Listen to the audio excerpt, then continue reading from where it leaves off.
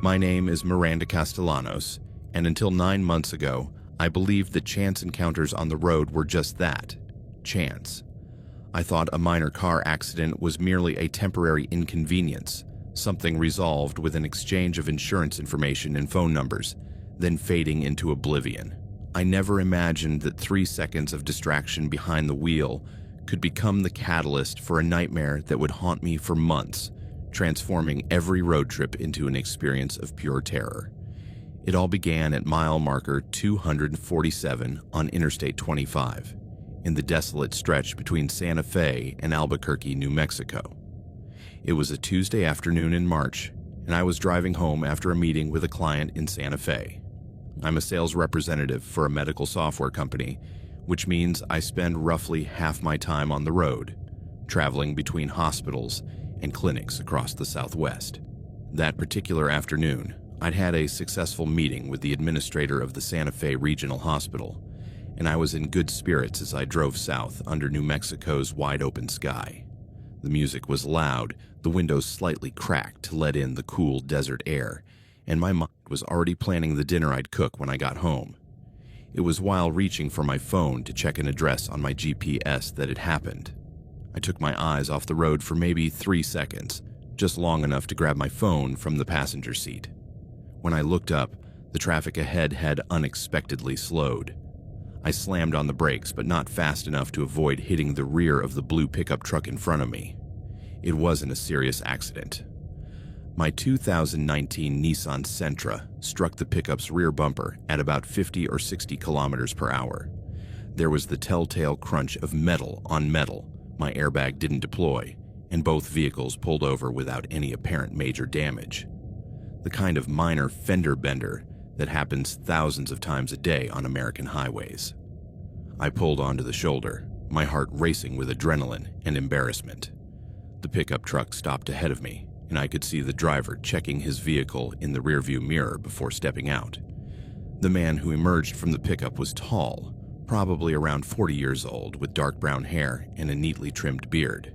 He wore jeans, work boots, and a checkered flannel shirt that gave him an entirely ordinary blue-collar appearance.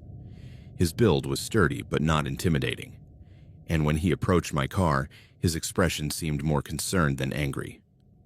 I rolled down my window as he walked up. "Are you okay?"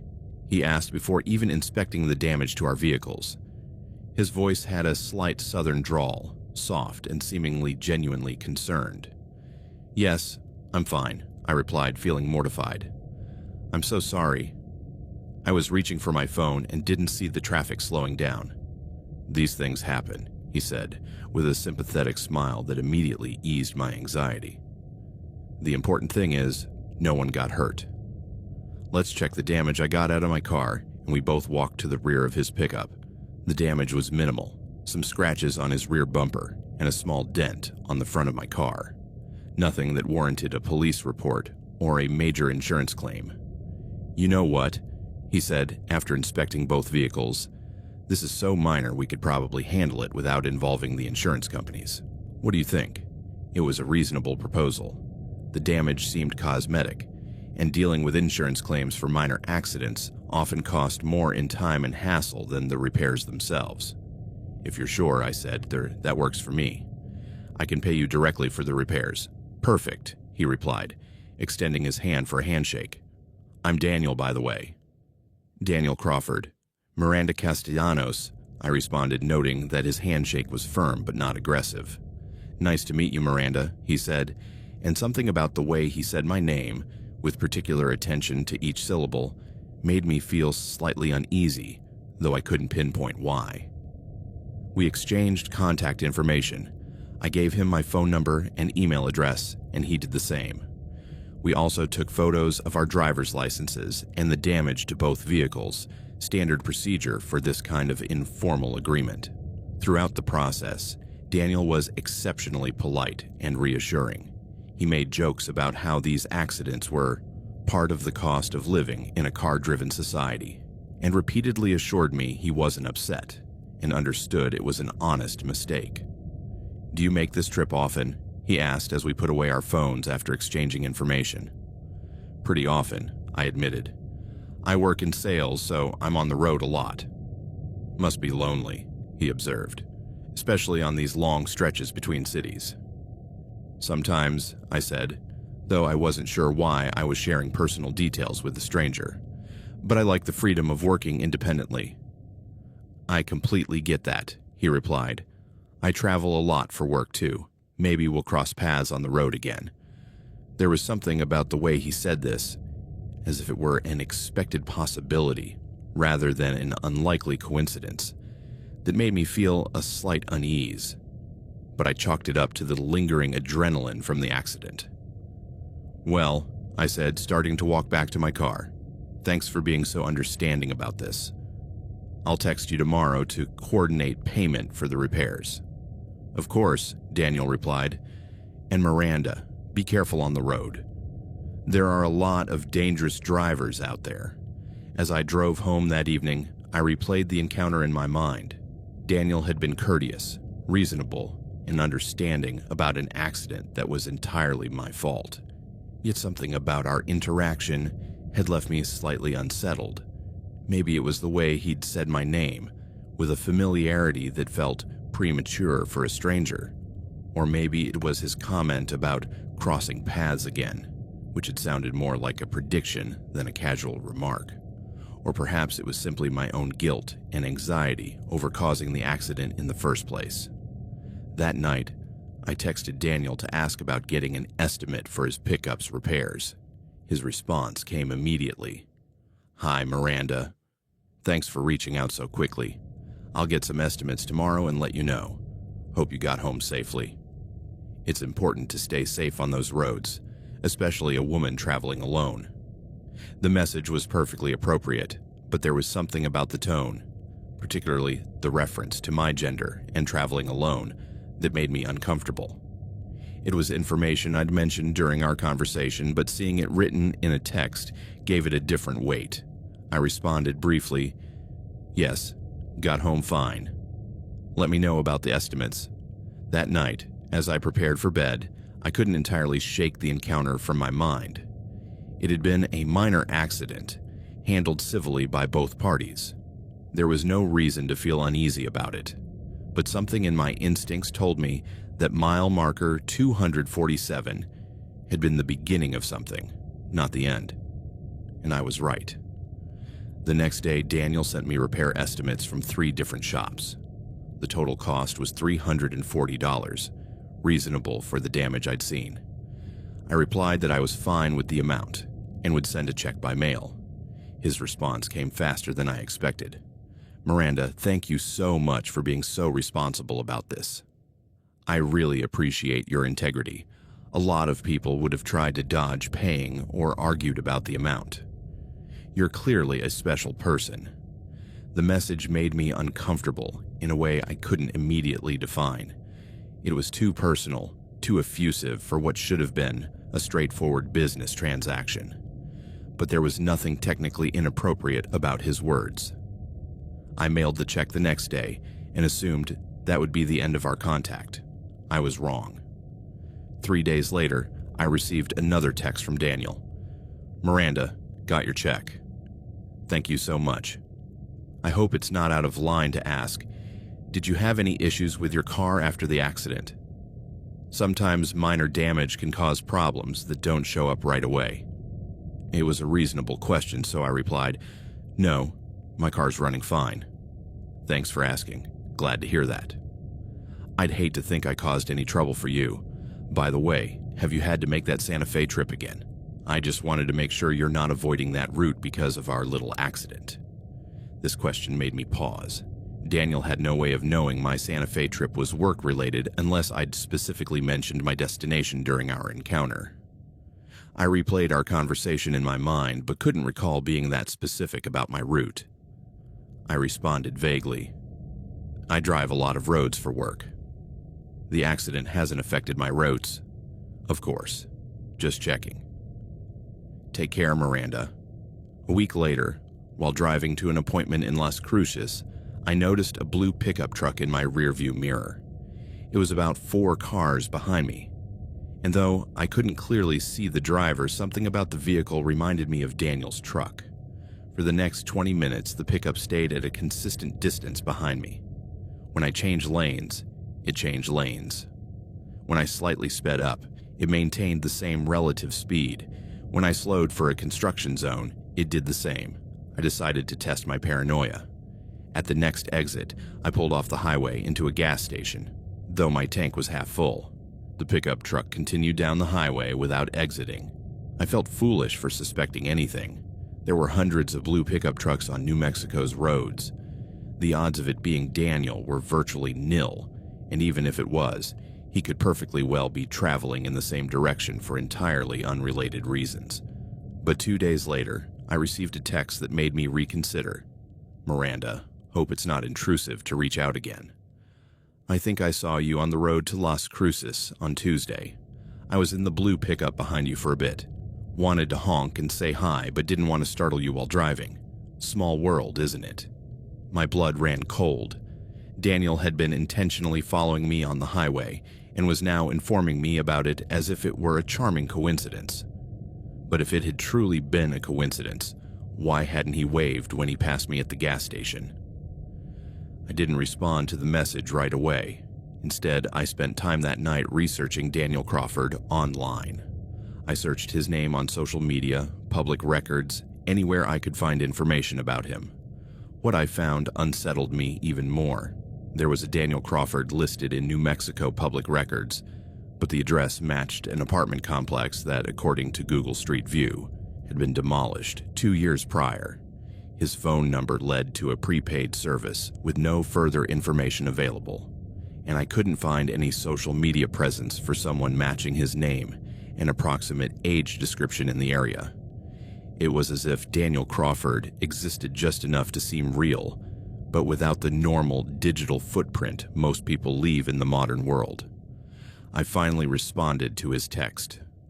Daniel, I'd feel more comfortable if we kept our contact to the minimum necessary. The accident is resolved, so I don't think we need to communicate further. His reply came within 5 minutes. Miranda, I'm sorry if I made you uncomfortable. That was not my intention at all. I just thought after our encounter, we could maybe be friendly if we crossed paths again. But I completely respect your wish for privacy. I won't contact you again unless absolutely necessary. The message sounded reasonable and respectful, but something about the phrase, unless absolutely necessary, felt like he'd left a door open for future contact when he deemed it necessary.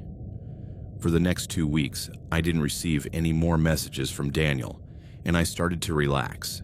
Maybe I'd misread his intentions. Maybe he'd genuinely been trying to be friendly after an unfortunate encounter, and my direct message had set appropriate boundaries. But then I started noticing other blue pickup trucks. Not always the same one. Sometimes they had different plates, slightly different modifications, or varying levels of dirt. But with a frequency that seemed statistically improbable, blue pickup trucks appeared on my work routes. One followed me for 65 kilometers on Interstate 40 toward Amarillo before taking a different exit. Another was parked in the lot of a hospital where I had a meeting, though I didn't see the driver. And another appeared in my rearview mirror for the entire drive back from a conference in Phoenix. Each time I tried to see the driver, but the windows were tinted, or the distance and light made definitive identification impossible. And each time I tested my paranoia, changing routes, stopping unexpectedly, varying my speeds. The trucks disappeared, or turned out to contain drivers who clearly weren't Daniel. I began to wonder if my encounter with Daniel had made me hypersensitive to blue pickup trucks, or if there was something more sinister at play. The answer came in a way I hadn't anticipated. A month after our last text exchange, I received an email to my work account that made me realize Daniel had escalated his surveillance methods. The email came from an address I didn't recognize, workpartner-224@gmail.com. The subject line read, Professional Collaboration Proposal. Initially, I assumed it was spam or perhaps a legitimate work contact, so I opened it. Dear Miranda, I've been following your career in medical software sales with great admiration. Your professionalism and dedication are evident in the quality of your work and the way you handle client relationships. I was wondering if you'd be interested in discussing collaboration opportunities. I work in a related field and believe we could mutually benefit from sharing contacts and referrals. Would you like to meet for coffee somewhere between Santa Fe and Albuquerque? We could discuss how our professional networks might complement each other. I look forward to hearing from you soon. Best regards, D. Crawford, Business Development Consultant. My stomach sank as I read the name. Daniel had somehow obtained my professional email address and was now trying to use my career as a pretext for further contact. But what alarmed me most was the implication that he'd been following my career. How could he have been doing that? My work wasn't public in a way that allowed strangers to follow my career unless they had access to specific company information. I immediately forwarded the email to my supervisor, Mark Stevens, explaining the situation briefly and asking if our company had any contact with someone named D. Crawford. Mark called me within an hour. "Miranda, we have no record of any D. Crawford in our contact database," he told me, "and it's concerning that he has your work email. That address isn't publicly listed anywhere. How could he have gotten it?" "Several ways, none of them good. He could have hacked our system, though we see no evidence of that. He could have used social engineering to get it from an employee, or he could have access to commercial databases that compile professional information. Mark advised me to report the email to our IT department and consider contacting the police." "Have you had any prior contact with this person?" he asked. I explained the car accident and the subsequent text messages. When I finished, Mark was silent for a moment. "Miranda, this sounds like stalking, and the fact that he's escalated from personal to professional contact suggests he's getting more invasive." That afternoon, as I reviewed Daniel's email more carefully, I noticed details I'd overlooked in my first read. He mentioned the quality of my work and the way I handled client relationships, as if he had specific knowledge of my professional performance. Had he been researching my clients? Had he contacted hospitals I'd worked with? Had he been monitoring my professional activities in some way? I decided to test a theory. I searched LinkedIn to see if Daniel Crawford had a professional profile. I found several Daniel Crawfords, but none matched the physical description of the man I'd met on the road.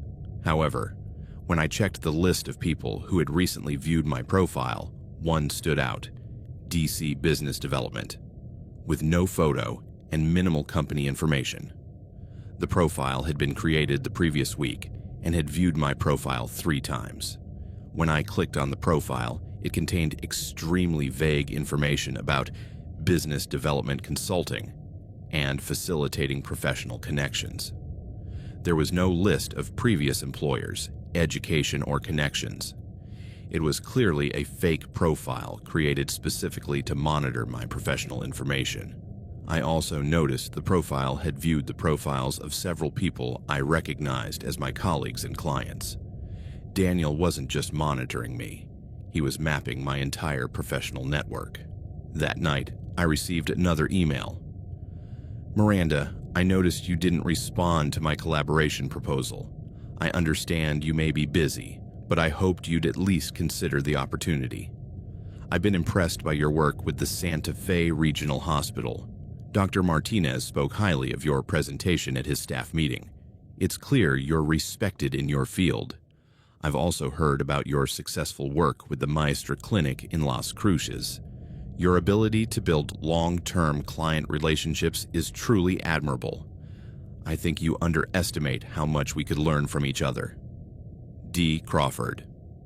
This email terrified me. Daniel specifically mentioned 2 of my clients by name, including Dr. Martinez, who headed the IT department at the Santa Fe Regional Hospital.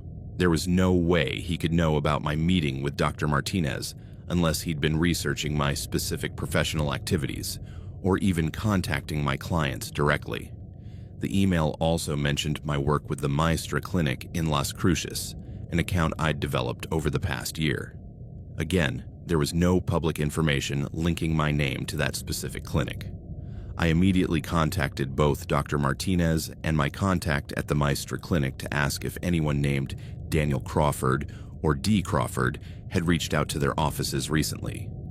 Dr. Martinez's response came the next day and confirmed my worst fears. Miranda, yes. A man named Daniel Crawford called me last week asking about medical software services. He specifically mentioned hearing about our work with you and was interested in learning more about our IT needs. I didn't think much of it at the time, but his specific knowledge about our systems and our relationship with you seemed very detailed for someone making a cold sales call. Daniel had been actively contacting my clients, using information he'd gathered about my work to establish credibility and gain more details about my professional activities. He wasn't just stalking me personally. He was infiltrating my professional life in ways that could damage my career and client relationships. That night, I finally called the police. Detective Robert Hernandez of the Albuquerque Police Department took my report seriously, but also explained the limitations of what they could do legally. Ms. Castellanos, what you're describing definitely constitutes stalking, he told me during our meeting at the police station. But much of the behavior you've documented falls into legal gray areas. What do you mean? For example, it's not illegal for someone to drive on the same road as you, even if they do it repeatedly. It's not illegal for someone to send professional emails to your workplace. And it's not illegal for someone to contact your clients, even if it's intrusive and inappropriate. Hernandez reviewed all the documentation I'd compiled, the text messages, emails, information about the blue pickup truck sightings, and reports from my clients about Daniel's contact. However, he continued, the pattern of behavior you're documenting suggests systematic surveillance and intent to intimidate. And there are some elements that do cross legal lines. Like what? Using false information to contact your clients could constitute impersonation. Obtaining your work email without authorization could be unauthorized access to computer systems, depending on how he got it. And if we can prove he's intentionally following you on the roads, that's stalking. Hernandez explained they would begin an investigation, but that I'd need to continue documenting any contact or sightings of Daniel. Also, he warned, you need to understand that individuals who exhibit this level of obsessive behavior often escalate when they feel cornered by law enforcement. You need to take serious safety precautions. He gave me a list of safety measures. Vary my routes and schedules, keep my phone charged and GPS enabled, inform family and colleagues about my whereabouts, avoid predictable patterns in my activities. And if he gets more aggressive, I asked. Then we'll have more legal options, Hernandez replied. But it'll also be more dangerous for you. A week after filing the police report, Daniel apparently learned about the investigation. I received an email that made me realize he'd been monitoring my activities more closely than I'd realized. Miranda, I'm saddened to hear you've misinterpreted my intentions to the point of involving the police. I never meant to make you feel uncomfortable or threatened. I understand that a woman in your position, traveling alone, working independently, has to be cautious with strangers. But after our encounter on the road, I felt a genuine connection between us. I've been trying to respect you by keeping my distance while attempting to build a foundation for a real friendship. But it seems you've interpreted my efforts as something sinister. I'm not the kind of man who gives up easily when I believe in something. And I believe in the possibility that we could have something special if you gave me a real chance. The police can't protect you from genuine connections between people, Miranda. And they can't change the fact that our paths are meant to cross. I hope you reconsider your stance before it's too late to resolve this amicably. D. Crawford. The email contained several implied threats that filled me with genuine terror. The reference to "before it's too late to resolve this amicably" suggested Daniel was considering less amicable methods if I didn't comply with his advances. There was also the implication that he knew about my police report, suggesting he'd been monitoring my activities in ways I hadn't detected. I immediately forwarded the email to Detective Hernandez, who called to discuss it. "This email definitely crosses legal lines," he told me. "It contains implied threats and specific references to stalking. We're going to elevate the priority of the investigation." But Hernandez also gave me troubling news about their attempts to locate Daniel. "We've looked into the Daniel Crawford you met on the road," he said. "The address he gave you doesn't exist. The phone number leads to a prepaid service registered under false information. And even his driver's license, if the information you exchanged is accurate, doesn't match any records in the DMV system." "What does that mean?" "It means Daniel Crawford is likely not his real name, and he's been using false information from the start." The realization that I'd been stalked by someone using a completely false identity terrified me. If Daniel was willing to create a fake identity to stalk strangers, what else was he willing to do? "Can you track him using the emails or phone numbers?" "We're trying," Hernandez replied, "but he's using sophisticated anonymization techniques. The emails come from services that don't require real identification, and the phone numbers lead to prepaid services bought with cash." "So you can't find him?" "We're working on it, but it could take time. In the meantime, you need to assume you're being monitored constantly and act accordingly." That night, I installed security cameras around my house and changed all the locks. I also began radically varying my work routes, taking different roads each day even if they added significant hours to my trips. But Daniel seemed to adapt to every precaution I took. For the next 2 weeks, after implementing stricter safety measures, I didn't receive additional emails from Daniel or see blue pickup trucks obviously following me. I began to hope that perhaps the police investigation had deterred him. That hope was shattered when I discovered the full extent of his infiltration into my life. It started when I received a call from my younger sister, Lisa, who lived in Denver. "Miranda," she said, sounding confused and slightly worried, "I got the strangest call yesterday. A man named Daniel Crawford called me asking about you." My blood ran cold. "What did you tell him?" "Nothing specific, but Miranda. He knew things about you he shouldn't have known. He knew you work in medical sales. He knew you travel a lot. He even knew you'd been having issues with someone bothering you recently." "How did he know about that?" "That's what freaked me out.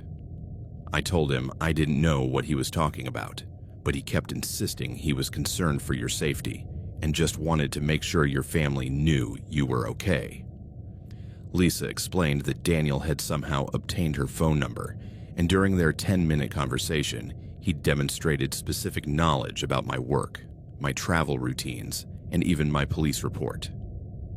"Miranda, who is this guy? And how does he know so much about you?" I explained the full situation to Lisa, who immediately offered to drive from Denver to stay with me for a few days. But she also warned me that Daniel had mentioned other family members during his call. "He mentioned Mom by name," Lisa said, "and he knew she lives in Phoenix. He even knew she'd recently moved to a new apartment. Daniel had been researching my entire family, obtaining personal information about the people I loved. The realization that my stalking had escalated to involve my family filled me with an anger that almost eclipsed my fear. That afternoon, I contacted my mother in Phoenix to warn her about Daniel. Her response confirmed my worst fears. "Oh, honey," she said, "is that why that nice man called me? He said he was a friend of yours, who was worried because he hadn't heard from you recently. What did you tell him?"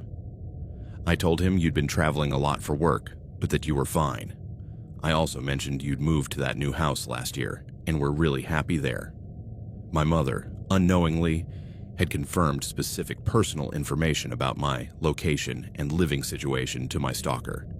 "He also asked about your schedule," my mother continued. "He said he'd been trying to reach you, but you were never available. I explained that you work mostly during the day, but often travel at night to avoid heavy traffic." Daniel now had detailed information about my travel patterns, provided innocently by my own mother. I immediately called Detective Hernandez to report this escalation. "This is extremely serious," he told me. "He's expanding his surveillance to include your family, and he's using social engineering to obtain information he couldn't get directly from you. Can you arrest him for this? The problem is, he hasn't technically committed obvious crimes by talking to your family. He's lying about his identity and intentions, but he's not making direct threats or soliciting information under specifically illegal pretenses." Hernandez explained they would continue investigating, but that Daniel had become more sophisticated in his methods. "He's operating like a professional private investigator," he told me. "He uses techniques that are legally questionable but difficult to prosecute criminally." That night, I received a package in the mail I hadn't ordered. Inside was a small GPS device with a handwritten note. "Miranda, I found this under your car yesterday. It looked like someone had been tracking you without your knowledge. I thought you should know. Take care. A concerned friend." The device was real, a commercial GPS tracker of the kind sold online for about $200, but the note was clearly from Daniel, meaning he had placed the device on my car and then pretended to have found it. It was a sinister psychological game. Daniel was informing me that he'd been tracking my physical location, but framing it as if he were a concerned stranger who discovered the threat. Detective Hernandez came to my house to collect the device as evidence. "This is a clear admission that he's been physically surveilling you," he told me. "And it's solid evidence of criminal stalking. Can you arrest him now? We need to connect the device to him specifically. We're checking for fingerprints and tracing the serial number to see where it was purchased." But Hernandez also gave me terrifying news. "Miranda, you need to understand that this kind of psychological game, revealing his own surveillance as if it's protection, typically indicates he's escalating toward direct confrontation." "What does that mean?" "It means he might be preparing to approach you physically. He's demonstrated he can track your movements, that he has information about your family, and that he can manipulate situations. The next step in these kinds of behavior patterns often involves face-to-face encounters. That night, I packed a bag and stayed at a hotel, informing no one except Detective Hernandez of my location.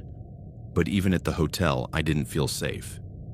Daniel had demonstrated he could find me anywhere, that he could infiltrate my personal and professional life, and that he had resources and skills that exceeded anything I could muster in my defense. For the first time since this nightmare began, I began to wonder if I'd ever feel safe again. During my 3-day stay at the hotel, I didn't receive direct contact from Daniel, but there were signs he knew exactly where I was. On the second day, when returning from a work meeting, I found a note under my car's windshield wiper. "Miranda, I hope the hotel is comfortable. You've chosen a nice place to stay. I just wanted you to know I understand why you feel you need to hide, but you can't run from genuine connections forever. D." The note confirmed that Daniel had been monitoring my location constantly, even when I thought I was hidden. But it also suggested he was preparing for some kind of final confrontation. When I returned to my house on the 4th day, equipped with an upgraded security system and Detective Hernandez's promise of increased patrols in my area, I found evidence that Daniel had been there during my absence. Nothing was obviously stolen or damaged, but there were small signs someone had been on my property. Plants I'd watered before leaving were perfectly hydrated. Mail that had piled up during my absence was neatly organized instead of scattered as the Postal Service had left it. And there was a very faint scent in my house, something like men's cologne, that hadn't been there before.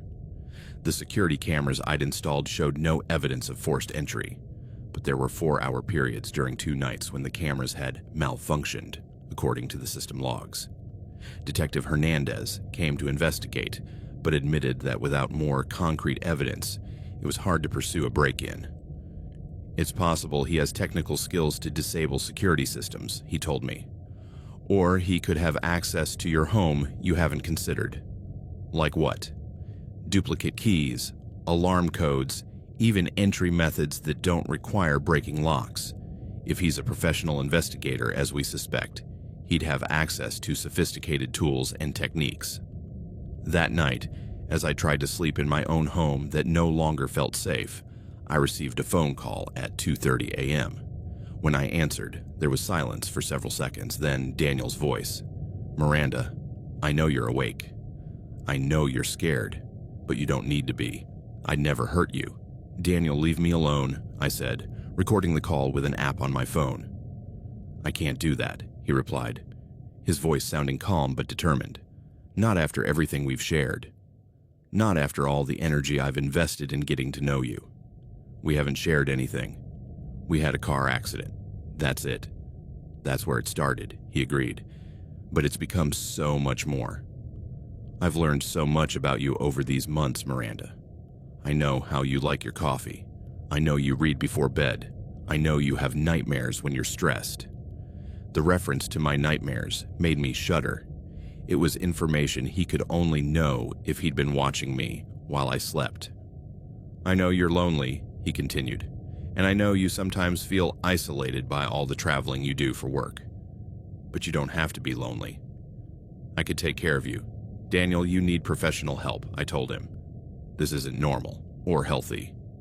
"What's not healthy," he asked, his voice growing tighter, "is living in denial about real connections between people. I felt something special with you from our first encounter, and I know you felt it too. I didn't feel anything except responsibility to pay for the damage to your car." There was a long silence, and when Daniel spoke again, there was something different in his tone, something colder, more menacing. "Miranda, I've been very patient with you. I've tried to give you time and space to understand what we have, but my patience has limits." "What do you mean?" "I mean, it's time we had a face-to-face conversation. A real conversation without the interference of the police or your family or anyone else who's confusing you about what you really feel." "I'm not meeting with you," I said firmly. "Yes, you will," he replied, with a certainty that filled me with pure terror. "Because the alternative is this situation continuing indefinitely. And I think we're both tired of that. Are you threatening me?" "I'm offering you a solution," Daniel replied. "An opportunity to resolve this in a way that lets us both move forward with our lives. My life would be perfectly fine if you just disappeared from it." "That's not going to happen," he said, with a finality that made me realize he'd made some kind of decision. "I'm going to send you information about where and when we'll meet. And Miranda, for your own sake, and for the sake of the people you love, I hope you make the smart choice." The line went dead, and I sat in my bed in the dark, trembling so hard I could barely hold the phone. Daniel had officially escalated to direct threats, and he'd implied my family could be in danger if I didn't comply with his demands. I immediately called Detective Hernandez to report the phone conversation. Hernandez came to my house that same night to review the recording. "This is clear evidence of threats and extortion," he told me after listening to the call. "We finally have something we can use to get an arrest warrant. But can you find him to arrest him? We're working on that. But Miranda, you also need to prepare for the possibility that he'll try to follow through on his threats before we can locate him." Hernandez arranged for police protection at my house that night, but also warned me they couldn't provide 24/7 security indefinitely. "You need to consider temporary relocation until we resolve this," he told me. But before I could decide on relocation, Daniel made the decision for me. The next day, I received an overnight mail package containing a formal invitation printed on expensive paper. "Miranda Castellanos is cordially invited to a meeting to discuss mutual resolution of recent misunderstandings. Location: mile marker 247, Interstate 25, site of our original encounter. Date: Friday, November 15th. Time 6 p.m. Attire casual. RSVP not required. Attendance assumed. Special note: attendance is in the best interest of all parties involved. Alternatives to attendance would be regrettable for all." The package also contained photographs that made me realize the seriousness of Daniel's threats. There were photos of my sister Lisa leaving her apartment in Denver, photos of my mother in her workplace parking lot in Phoenix, even photos of my 6-year-old nephew playing in his school playground. Daniel hadn't just been monitoring me. He'd been physically surveilling every member of my family. And the photos were clearly intended to demonstrate he could reach any of them if he chose to. On the back of each photo, he'd written the same message: "Beautiful family." It would be terrible if something happened to them because someone made unwise choices. After seeing the photographs of my family, I knew I had to take Daniel's threat seriously. I couldn't risk Lisa's, my mother's, or my nephew's safety by refusing to comply with his demands. But I also wasn't going to meet him without protection. I immediately contacted Detective Hernandez to discuss options. When I showed him the photographs and invitation, his expression grew grim. "This definitely crosses criminal lines," he told me. "Threats against family members, extortion, criminal intimidation. We have enough to arrest him if we can find him. What if I use the meeting as an opportunity to trap him?" Hernandez considered the possibility, but warned me about the risks. "Mile marker 247 is a remote area with multiple escape routes," he explained. "If he shows up and suspects a police trap, he could easily slip away. Or he could turn violent if he feels cornered. What other options do I have? I can't live like this forever, and I can't put my family in danger by ignoring his threats." We spent the next 2 hours planning a surveillance operation for the meeting. Hernandez would coordinate with undercover officers positioned strategically around mile marker 247. I'd wear a hidden microphone and a panic device, and there would be backup units stationed nearby, ready to intervene if the situation turned dangerous. The goal, Hernandez explained, is to get clear evidence of threats or admissions of stalking, then arrest him. But if at any point you feel in immediate danger, use the panic device. We also coordinated with police in Denver and Phoenix to provide temporary protection for my sister and mother during the time surrounding the meeting, in case Daniel had planned to use the meeting as a distraction to target my family. On Friday afternoon, I drove to mile marker 247 with more fear than I'd ever felt in my life. Despite all the safety precautions, I knew I was walking into a situation controlled by Daniel, and he'd have advantages I couldn't anticipate. Mile marker 247 looked exactly as I remembered it from the day of our original accident.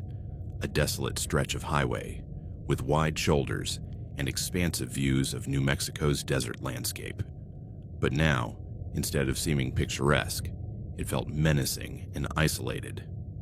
I arrived precisely at 6 p.m. and pulled over at the same spot where we'd exchanged information after the accident. Through my earpiece, I could hear Detective Hernandez confirming that undercover officers were in position. For the first 10 minutes, I saw no sign of Daniel.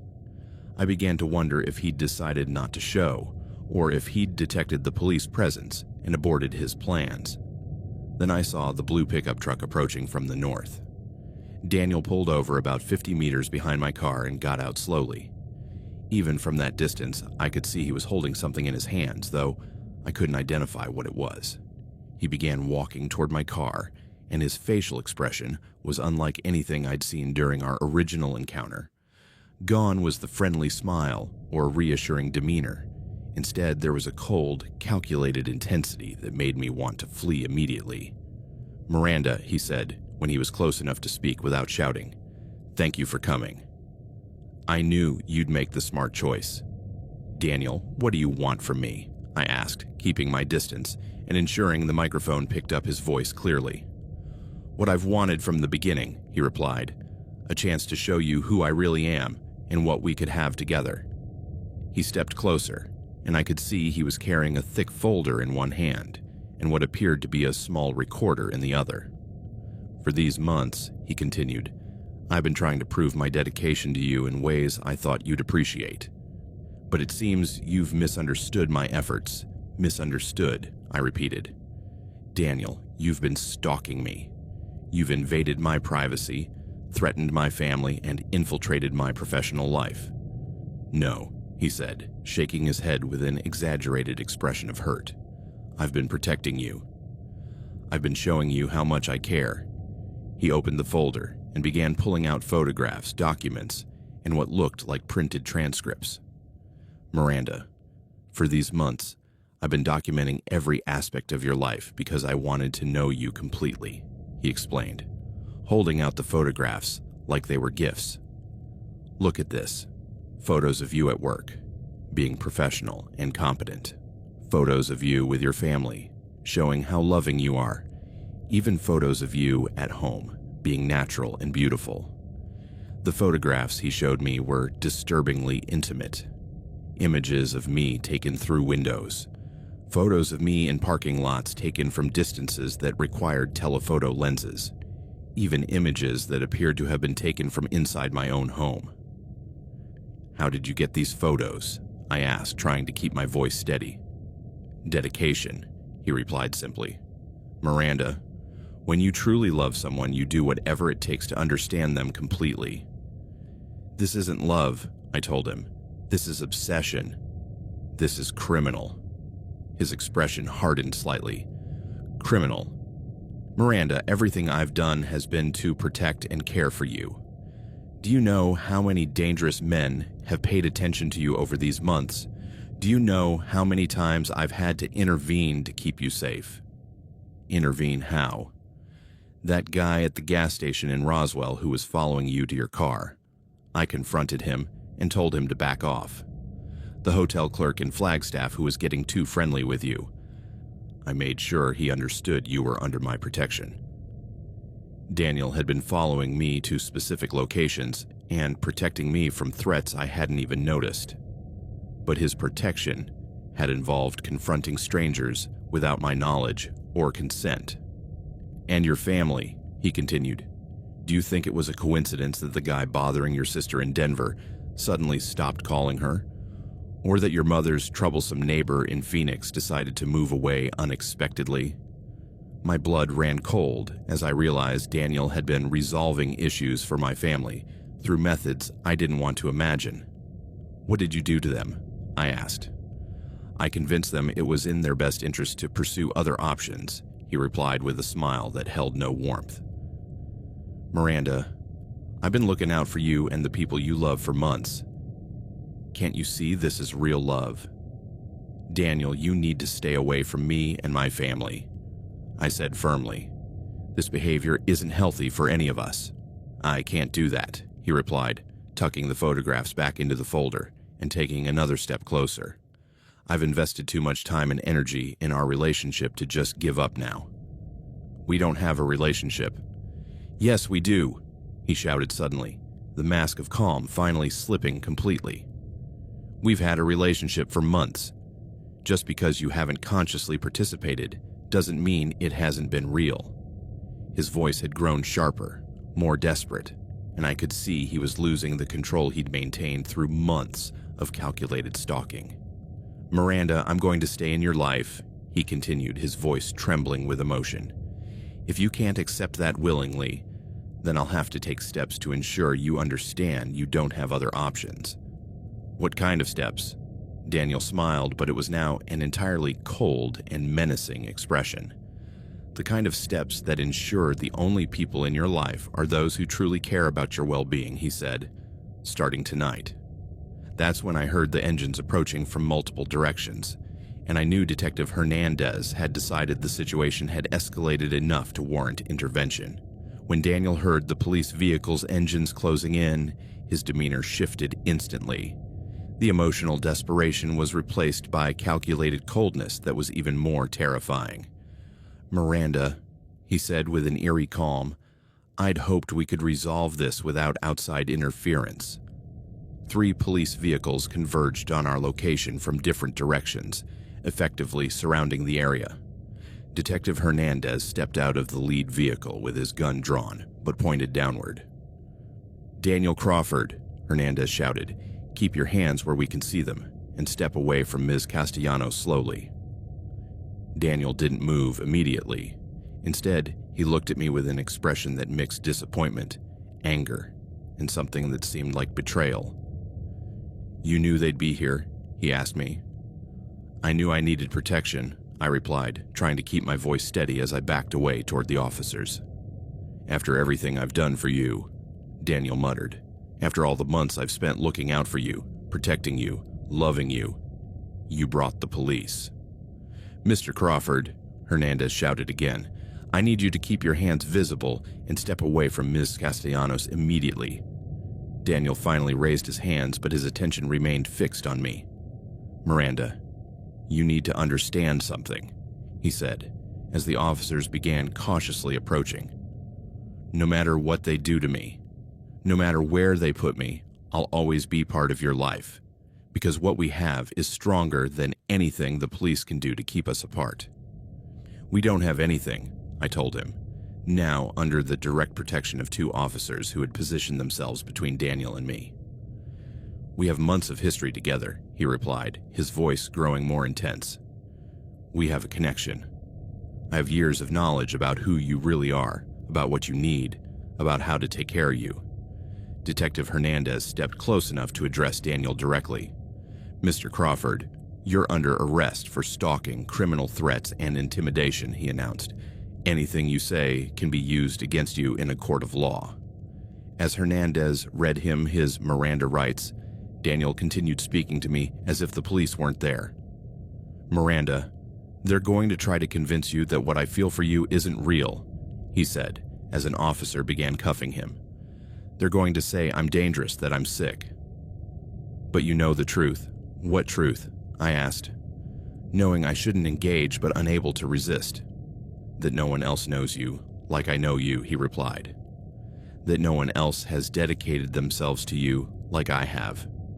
And that no matter what happens now, you'll always remember there was someone who loved you enough to risk everything." As the officers escorted him to the police vehicle, Daniel turned to look at me one last time. "This doesn't end here, Miranda," he said, his voice remaining eerily calm despite being under arrest. "Real love doesn't end with court orders or prison time." After Daniel was taken away, Detective Hernandez pulled me aside to discuss what had happened. "We got clear evidence of threats and admissions of stalking," he told me. "And with all the documentation we've been compiling for months, we have a strong case for multiple criminal charges." "How long could he be in prison?"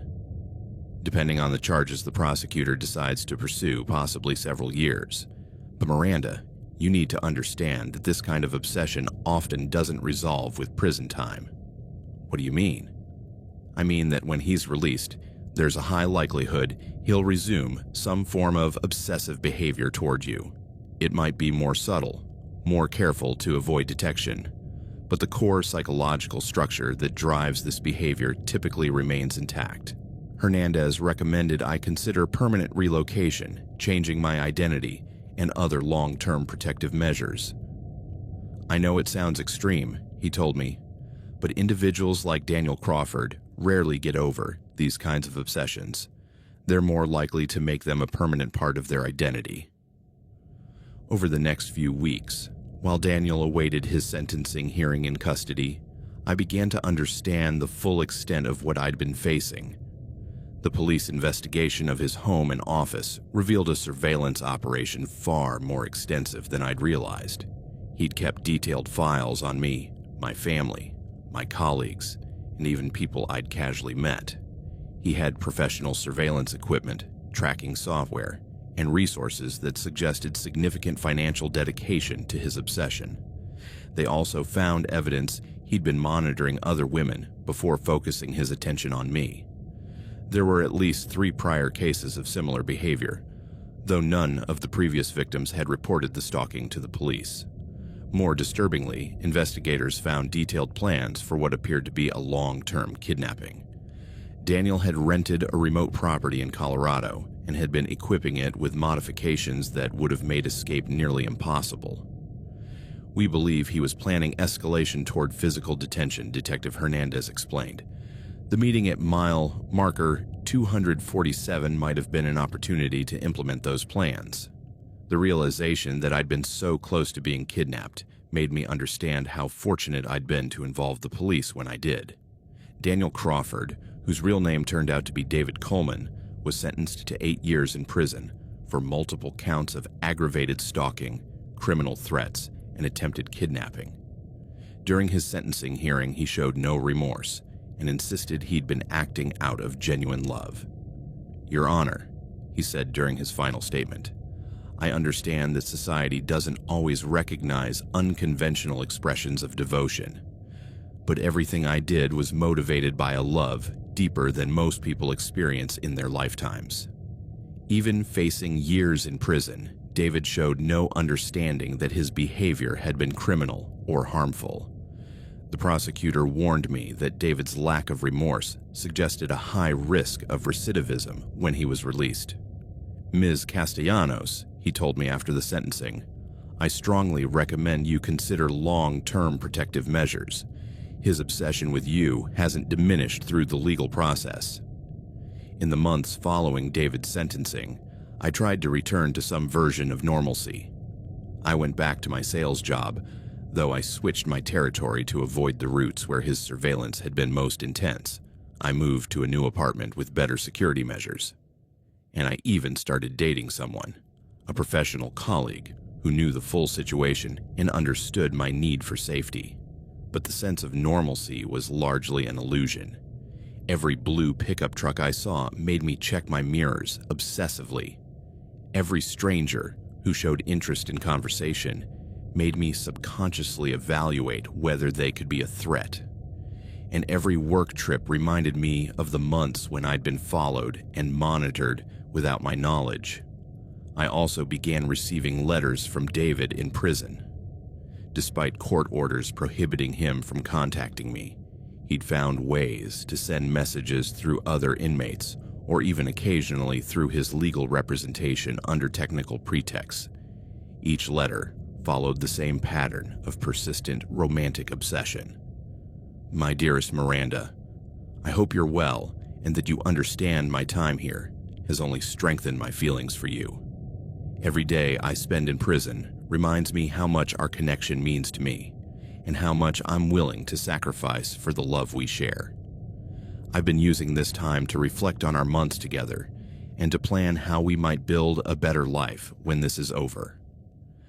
I have ideas about places we could live, ways we could avoid the outside influences that complicated our relationship before. I know you're probably confused by everything that's happened, but I hope you'll eventually see that everything I did was out of genuine love. And when I'm released, I'll have the chance to show you how beautiful our life together can be." Each letter was evidence that years in prison hadn't diminished David's obsession with me. If anything, the forced separation seemed to have intensified his romantic delusion. After receiving the 10th letter in 6 months, I made the hardest decision of my life: to follow the recommendation for permanent relocation. I worked with victim protection specialists to develop a comprehensive escape plan. I legally changed my name, established a new identity in a different state, and began the process of building an entirely new life. The decision required abandoning my career in medical sales, a field where my expertise and contacts were too concentrated in the Southwest. It also meant cutting contact with friends and colleagues who'd been part of my life for years.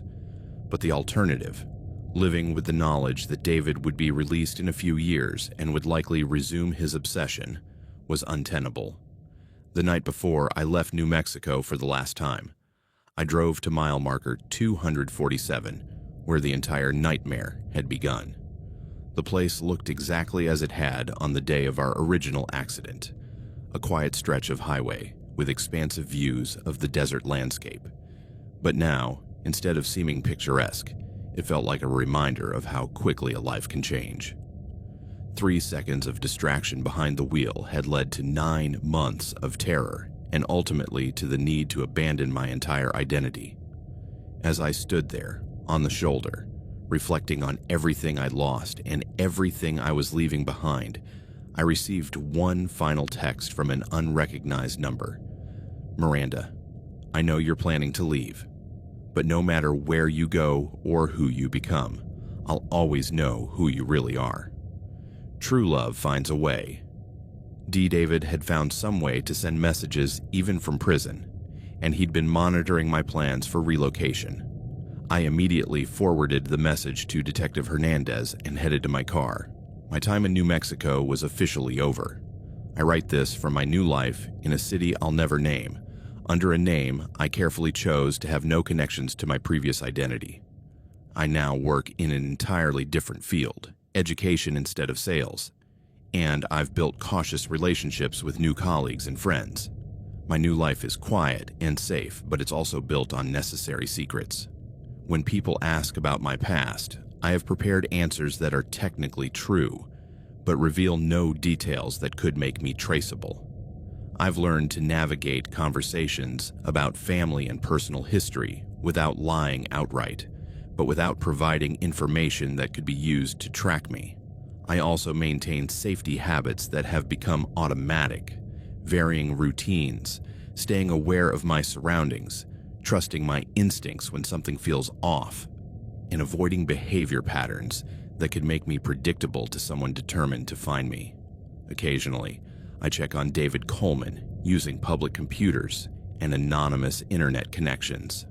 According to the prison records I've been able to access, he was released after serving 5 years of his 8-year sentence. He immediately violated his parole by attempting to contact my sister in Denver, and he was arrested again. But after his second release, he disappeared from accessible public records. There's no information about his current location, employment, or activities. This could mean he's finally moved on with his life, or it could mean he's become more sophisticated at hiding his activities. I have no way of knowing for sure, and that uncertainty is part of the price of my current safety. I've started a serious relationship with someone in my new city, a kind man who understands there are parts of my past I can't share for safety reasons. He doesn't fully understand why I maintain certain walls, but he respects my need for privacy.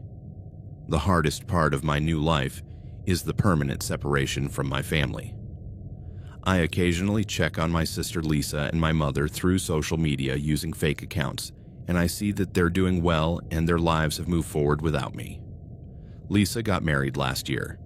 I saw photos of her wedding online, and my mother retired and moved to a smaller condo. But I can't contact them directly because if David ever decides to resume his search for me, they'd be the first places he'd look. Sometimes I wonder if my new life, built on the fear of a man I met by accident on a highway years ago, is a proportionate response to the threat he posed. But then I remembered the files the police found in his home, the plans for long-term kidnapping, and the obsessive letters he continued sending even from prison. David Coleman had demonstrated he was willing to dedicate years of his life to an obsession with a woman he'd met during a 5-minute car accident. He'd invested significant financial resources, committed multiple crimes, and even risked prison to maintain his surveillance of me. That level of obsession doesn't simply vanish because the object of the obsession moves away or because the obsessive faces legal consequences. I write this story as a warning to other drivers, especially women traveling alone, about how seemingly innocent roadside encounters can escalate into serious threats. I also write as a testament that it's possible to escape obsessive stalkers, though it requires sacrifices no one should have to make. For anyone reading this who recognizes signs of obsessive behavior in their own experiences, I hope you understand that escalating stalking is serious from the start. Car accidents, casual conversations at gas stations, even routine professional interactions can become fixation points for people with obsessive tendencies. Trust your instincts. Document strange behaviors. Don't hesitate to involve the police when patterns become clear, and understand that sometimes the only way to be truly safe is to become someone entirely new. Mile marker 247 on Interstate 25 still appears in my nightmares occasionally. In my dreams, I'm back on that desolate road, seeing the blue pickup truck approaching in my rearview mirror, knowing that what seems like a chance encounter is about to change my life forever. But when I wake up, I'm in my new bed, in my new city, with my new identity, reminding myself that while David Coleman may have forced me to change who I was, He couldn't destroy my ability to build a life worth living. Some predators use the vastness of America's highways as hunting grounds, seeking vulnerable victims in moments of distraction or need. They prey on our natural human tendency to be polite and helpful to strangers, especially in situations where they can present themselves as victims themselves. My encounter with David Coleman began with what seemed like his genuine consideration after an accident that had been my fault. He used my guilt and desire to do the right thing as entry points to gain personal information and establish ongoing contact. That's why now, when I have interactions with strangers on the road, and I occasionally do because accidents and breakdowns are an inevitable part of travel, I'm far more cautious about how much personal information I share and how accessible I allow myself to be for future contact. Not every helpful stranger on the road is a predator, but some are, and they're often indistinguishable from genuinely helpful people until it's too late to protect yourself easily. The road can be a lonely place, and our natural human need for connection and mutual help can make us vulnerable to people who exploit those needs for sinister purposes. Stay vigilant, stay safe, and remember that sometimes the most dangerous encounter of your life can begin with the friendliest smile you've ever seen.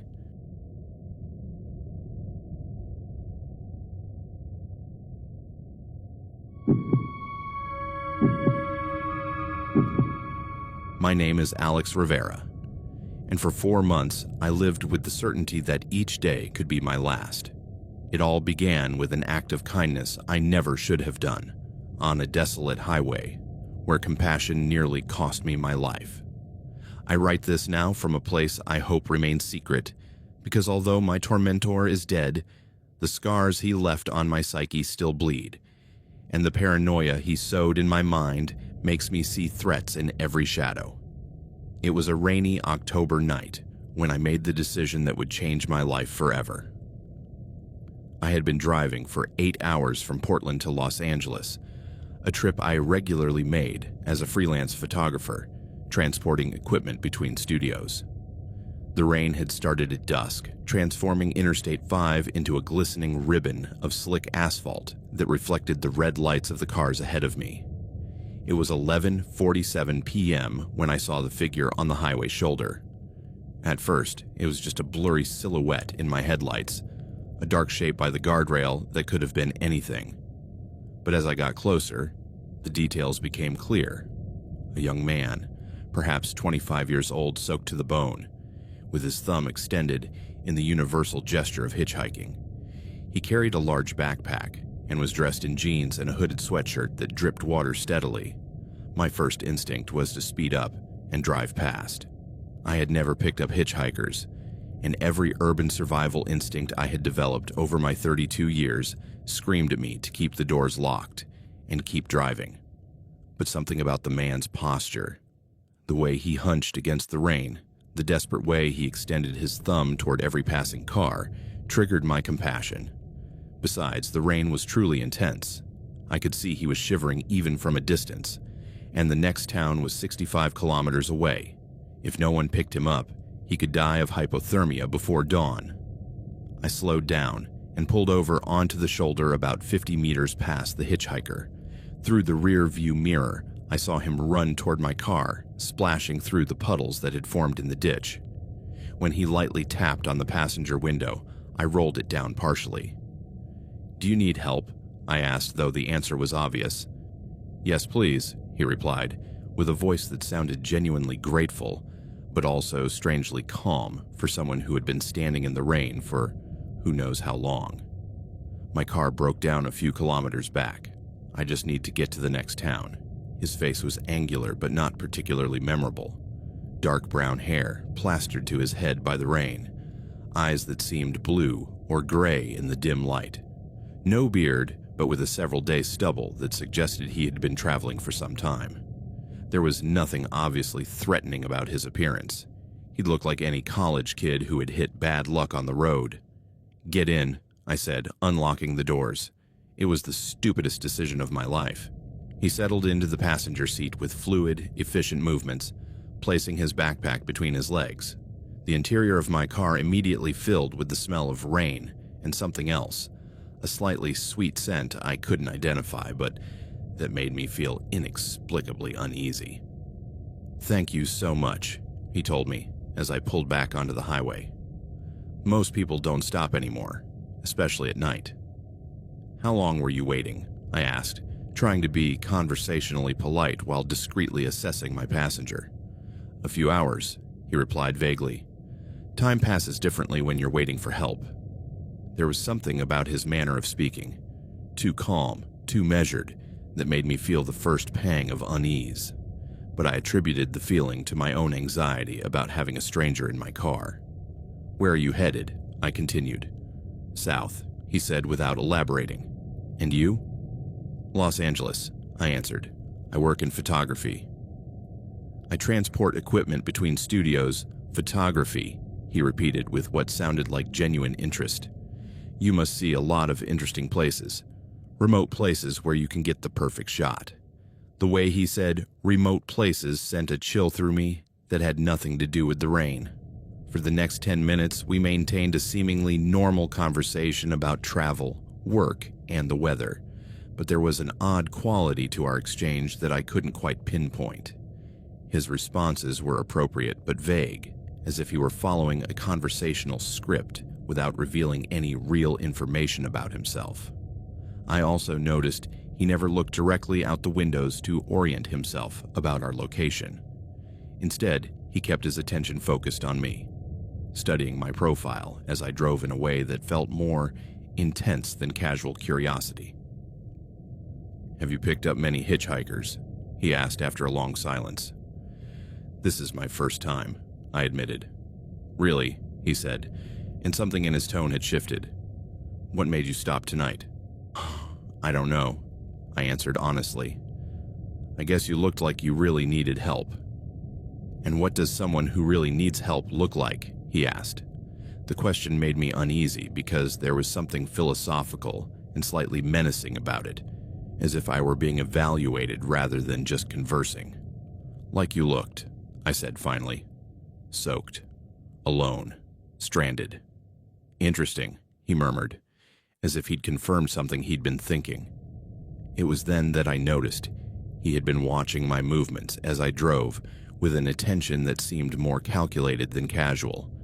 His eyes tracked the way I shifted gears, how I checked the mirrors, even how I adjusted the position of my hands on the steering wheel.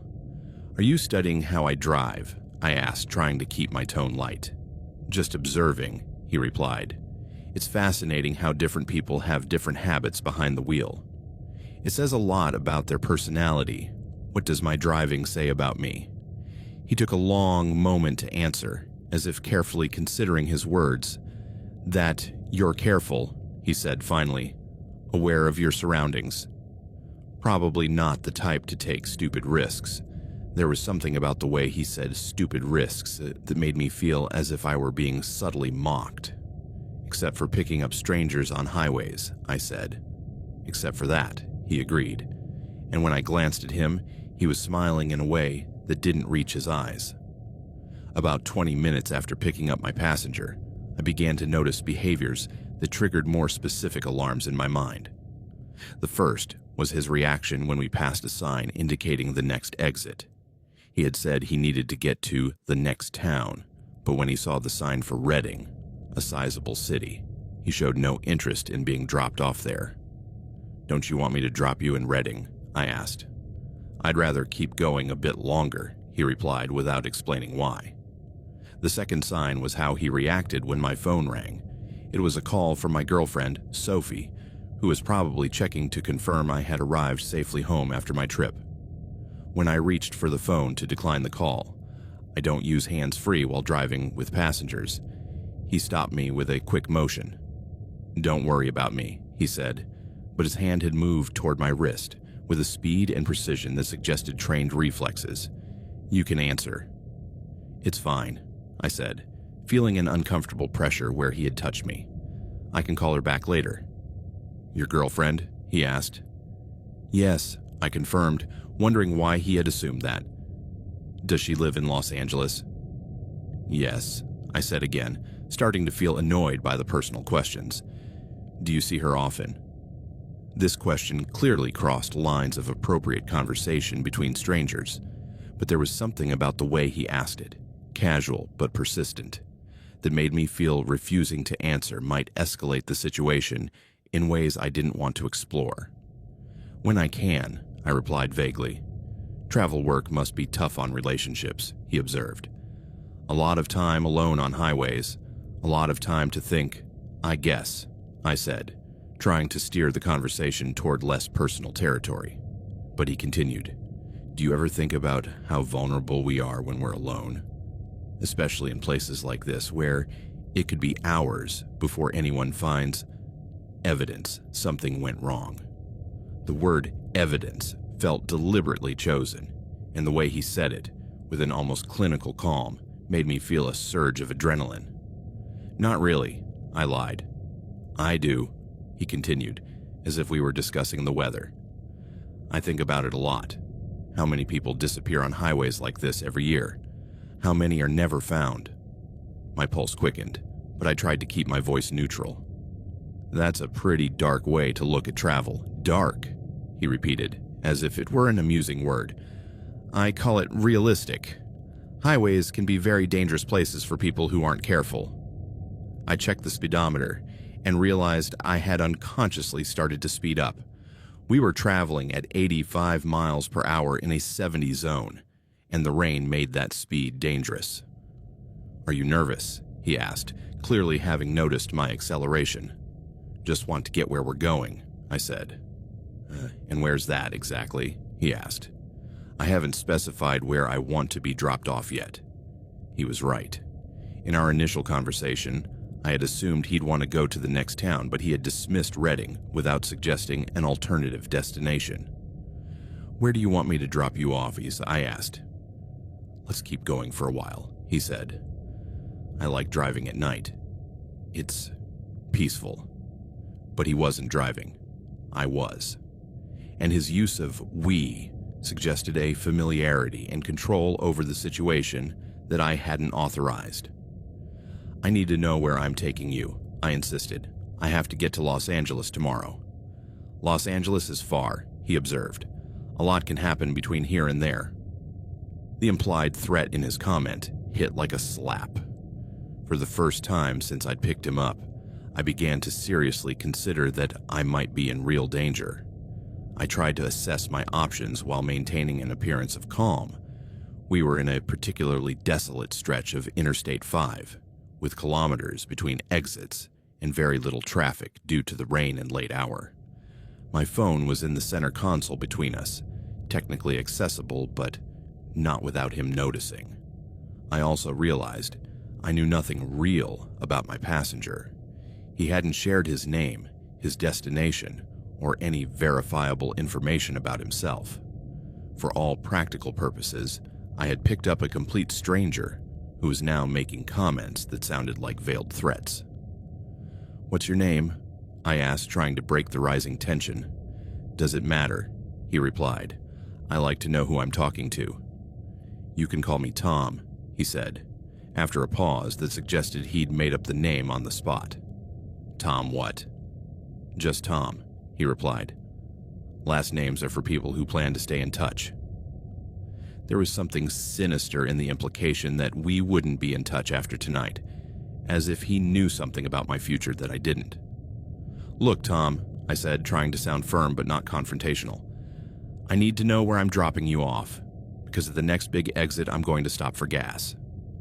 No, he said simply. Excuse me.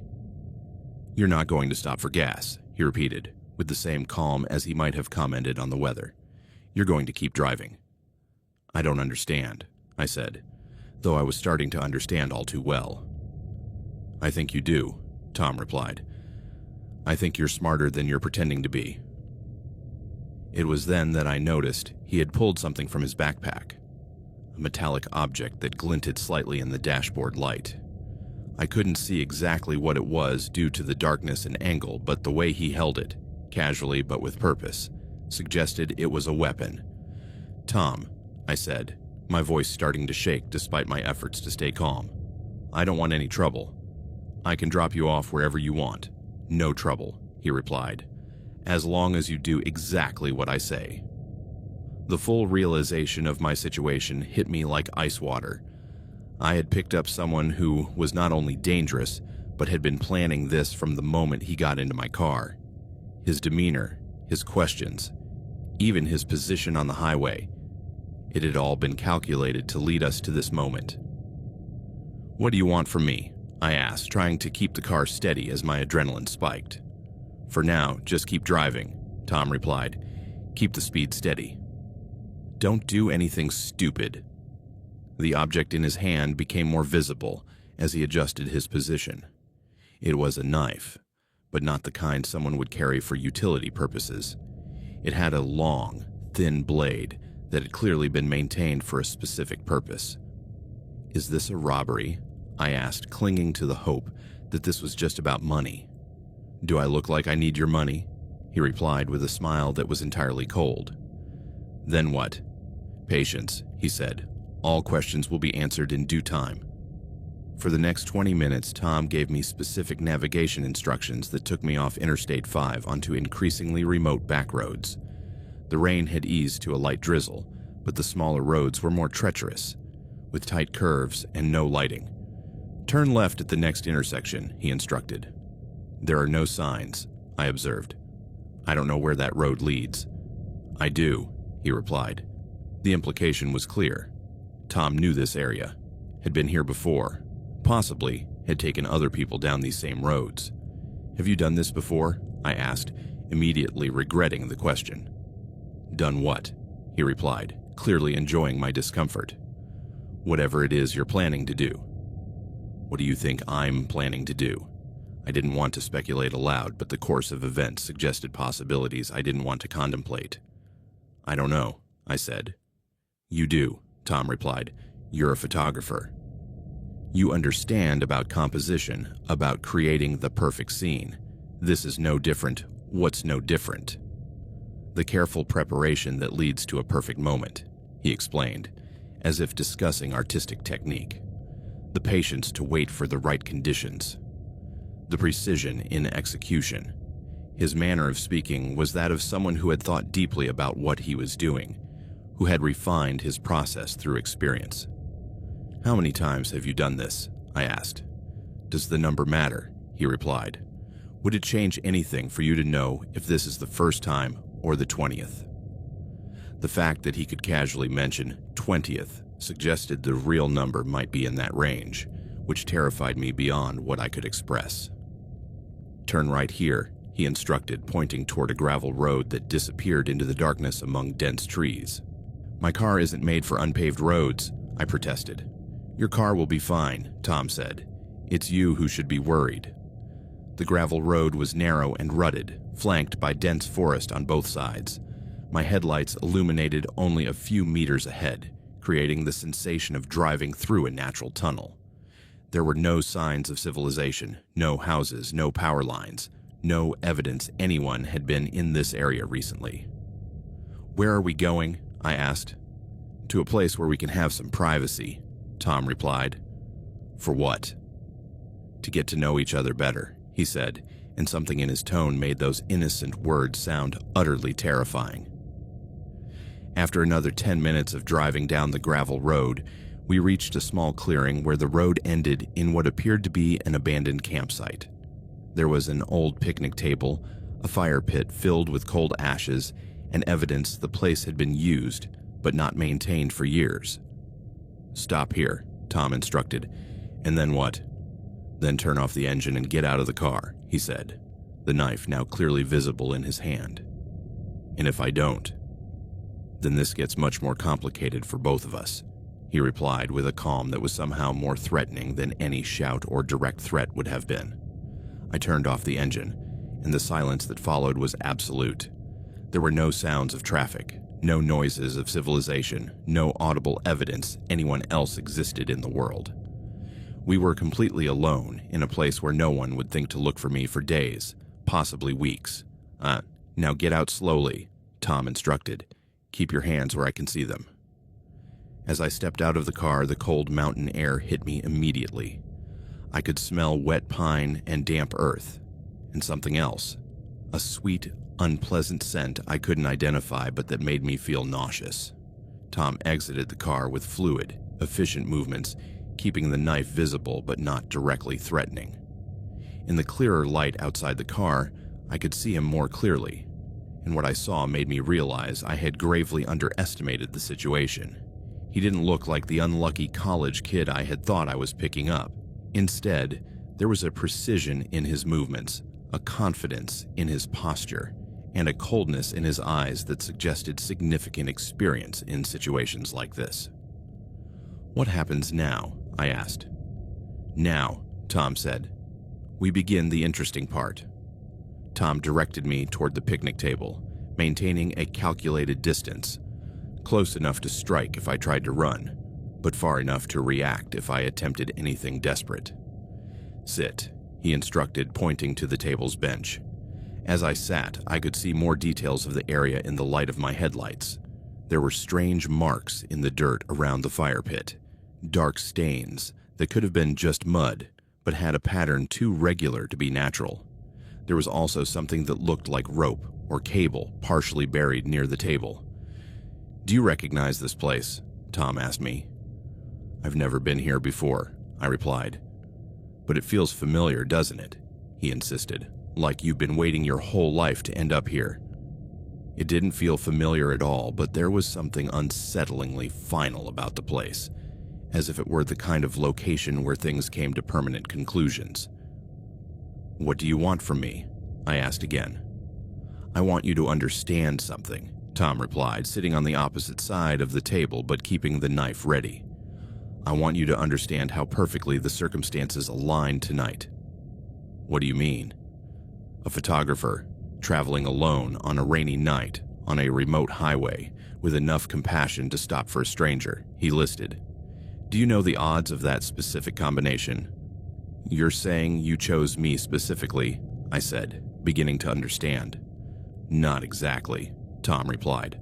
"I was waiting for someone like you. Someone with the right characteristics." "What characteristics?" "Travels alone. Takes that route regularly. I saw your car pass before. Has valuable equipment that explains why you might be in remote areas. And most importantly, has the personality to stop for someone who seems to need help." Tom had been studying me, possibly for weeks, learning my patterns and waiting for the perfect opportunity. "How long have you been watching me?" I asked. "Long enough to know you're exactly what I need," he replied. "For what?" "To complete my work," Tom said, as if it were the most natural answer in the world. He pulled something else from his backpack, a small notebook and a flashlight. When he opened the notebook and directed the light toward it, I could see pages filled with meticulous handwriting, diagrams, and even what appeared to be photographs taped inside. "What's that?" I asked. "My documentation," he explained. "I keep detailed records of every encounter." The implications of the word "every" filled me with pure terror. I wasn't his first victim. I was part of a series. "How many have there been?" I asked, though I wasn't sure I wanted to know the answer. "You'll be number 14, Tom replied with casual pride. "What happened to the other 13? "That's a complicated question," Tom said.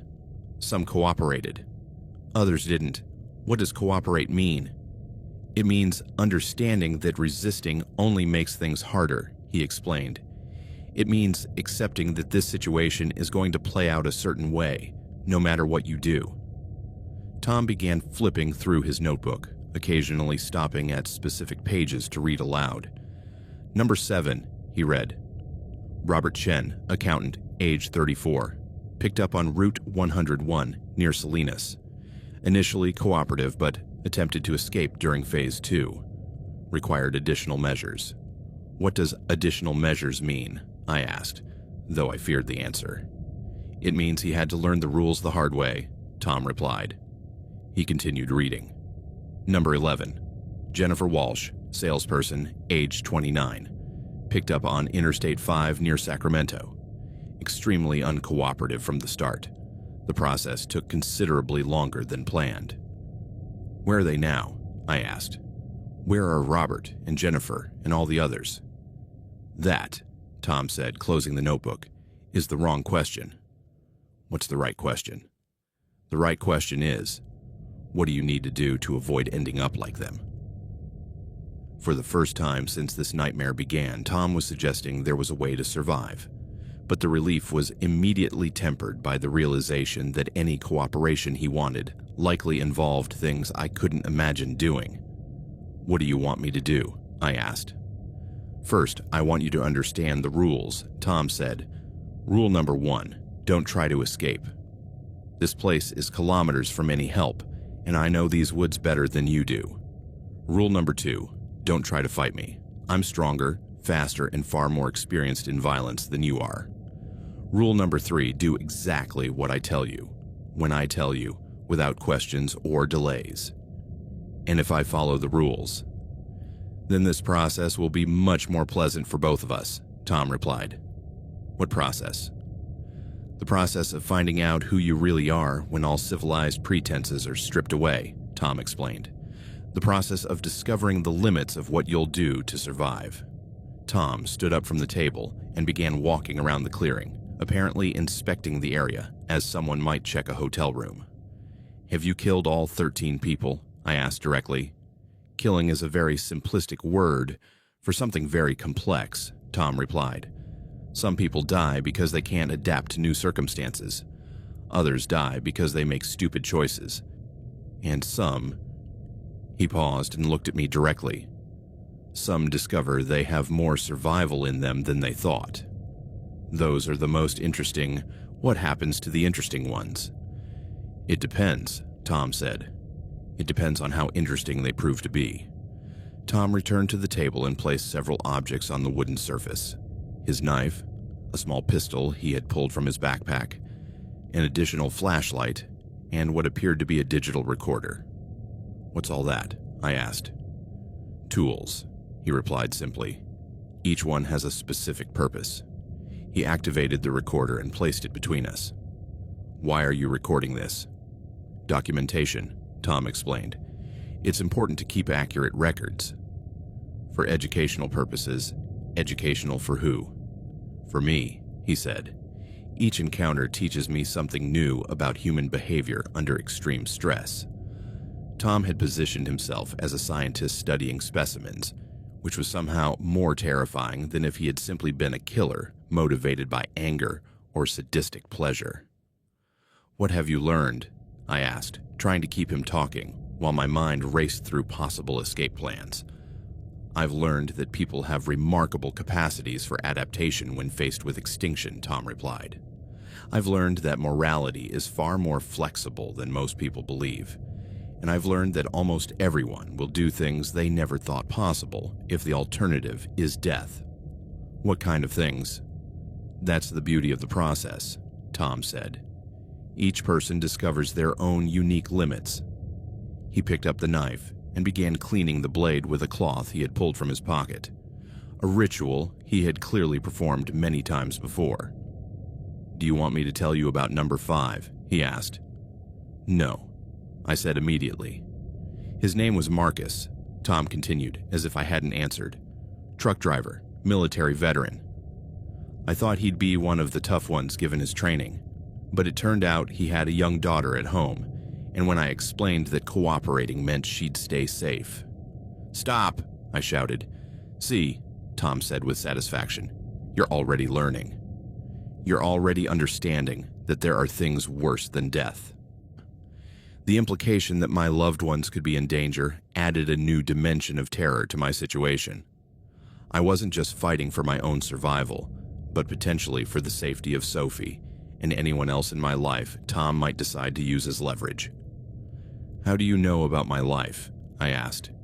"How do you know about my girlfriend?" "Research," Tom replied. "It's amazing how much you can learn about someone if you have the motivation and the right skills." He pulled a phone from his backpack, not his own as far as I could tell, but one that looked like it had been in use for some time. When he activated it, the screen displayed what was clearly information about me. photographs, addresses, phone numbers, even screenshots of my social media. Sophie Martinez, he read from the screen, elementary school teacher, lives in apartment 4B at 1783 Maple Street in Los Angeles, drives a blue Honda Civic, license plate number... Stop, I interrupted again. Leaves her apartment every morning at 7:15 to get to work by 8, Tom continued. Takes the same route every day. Buys groceries on Saturday mornings at the Whole Foods on Sunset Boulevard. He had been surveilling not just me, but Sophie. He knew her routines, her locations, probably even her vulnerabilities. "What do you want?" I asked, my voice now clearly desperate. "I want you to play a game with me," Tom replied. "What kind of game?" "A game about choices," he explained. "I'm going to present you with a series of decisions. Each choice you make will determine what happens next. And if I don't want to play, then the game gets played without your participation," Tom said. "But the outcomes will be far less favorable for everyone involved." Tom walked over to my car and returned with my phone, which he had taken from the center console. "First choice," he announced. "You can call Sophie and tell her you're fine, that you'll be home tomorrow as planned. Or you can not call, and I can make a visit to 1783 Maple Street to explain in person why you didn't come home." The choice was obviously designed to force me to cooperate while making it seem like I had some control over the situation. "What do I say?" I asked. "You say exactly what I tell you to say," Tom replied. "Word for word. No deviations, no secret codes, no attempts to alert her to your situation." Tom activated my phone and navigated to Sophie's contact. When he was about to dial, he gave me specific instructions. "You're going to tell her you had some car trouble, but you're fine," he instructed. "That you're staying at a motel tonight and will be home tomorrow afternoon. That she shouldn't worry and shouldn't try to contact you tonight because you're going to bed early. And if she asks questions, you answer in a way that ends the conversation quickly," Tom said. "And remember, I'm listening to every word. If you say anything that makes me suspect you're trying to alert her, I'll end the call immediately and drive straight to Los Angeles." Tom pressed the call button and placed the phone in my hand. The phone rang 3 times before Sophie answered, and the sound of her familiar voice in this surreal situation nearly broke me completely. "Alex." I was starting to worry. "Where are you?" "Hey, honey," I managed to say, trying to sound normal while Tom watched me with the knife resting casually in his hand. "I had some car trouble, but I'm fine." "What kind of trouble?" "Do you need me to call AAA?" No, I said quickly, following Tom's script. "It's all sorted out. It just delayed me. I'm staying at a motel tonight and will be home tomorrow afternoon." "What motel?" "I can call you later to..." "Actually," I interrupted, hating myself for the words I was forced to say, "I'm going to bed early. It's been a long day. Don't try to contact me tonight, okay?" There was a pause on the other end, and I could hear the confusion in Sophie's voice when she responded. "Okay, I guess. But Alex, you sound weird. Are you sure you're okay?" My heart broke, hearing the genuine concern in her voice, and I had to fight the urge to tell her everything. But Tom was watching me with an intensity that reminded me exactly what was at stake. "Just tired," I lied. "The trip was longer than I expected." "Where are you exactly?" "Just in case." "Sophie," I said, trying to sound slightly irritated instead of terrified, "I'm fine. You don't need to know my exact location, just trust me, okay?" Another pause, longer this time. "Okay," she said finally, though I could tell she wasn't satisfied with my answers. "I love you. Drive safe tomorrow." "I love you too," I said, and those words felt like a goodbye. Tom ended the call and pocketed my phone. "Very good," he told me. "You passed the first test. What happens now?" "Now we move to the next level of the game," Tom replied. He walked away from the table and began pulling more items from his backpack. A folding shovel, rolls of duct tape, and what appeared to be a digital camera. "What's all that?" I asked, though I was afraid of the answer. "Tools for the second phase," Tom explained. The phase where we find out how far you're willing to go to keep Sophie safe." "What do you mean?" Tom unfolded the shovel and placed it alongside the other items on the table. In the flashlight's light, I could see it had been used recently. There was dirt caked on the blade, and the handle showed signs of repeated use. "See that area by the fire pit?" he asked, pointing toward a spot where the ground appeared to have been disturbed recently. I followed his gaze and noticed for the first time that there were several areas around the clearing where the soil looked different, looser, darker, arranged in irregular rectangles that didn't seem natural. "What's there?" I asked, though I think I already knew the answer. "The previous residents of this place," Tom replied casually. The realization that I was sitting in what was effectively Tom's personal graveyard made me feel physically ill. 13 people had been brought to this place, and 13 people had never left. "Did you bury them all?" I asked. "Only the ones who didn't fully cooperate," Tom replied. "The ones who played the game to the end had different outcomes." "What do you mean by different outcomes?" "Some were released," Tom said, "under certain conditions." "What conditions?" "The condition that they never tell anyone what happened," Tom explained. "The condition that they understand I'm always watching, waiting to see if they keep their word." "And if they kept their word?" "Then they went on with their lives," Tom said. "Carefully monitored lives, but lives nonetheless." Tom was offering me the possibility of survival, but a survival that would come with the perpetual certainty that I was being watched, that any violation of the rules would result in terrible consequences, not just for me, but for the people I loved. "How many have been released?" I asked. "3, Tom replied, "out of 13 prior attempts." The odds weren't good. "What determines who gets released and who gets buried here?" "That," Tom said, picking up the shovel, "is exactly what we're about to find out." Tom directed me toward the area where I had noticed the ground disturbances. Up close, it was even more obvious that the soil had been dug up and refilled multiple times. There were 13 distinct areas, each marked with a small stone that had numbers scrawled in white paint. "Each number represents one of your predecessors," Tom explained. "Each one arrived here exactly as you did, and each one faced the same choices you're about to face." He handed me the shovel.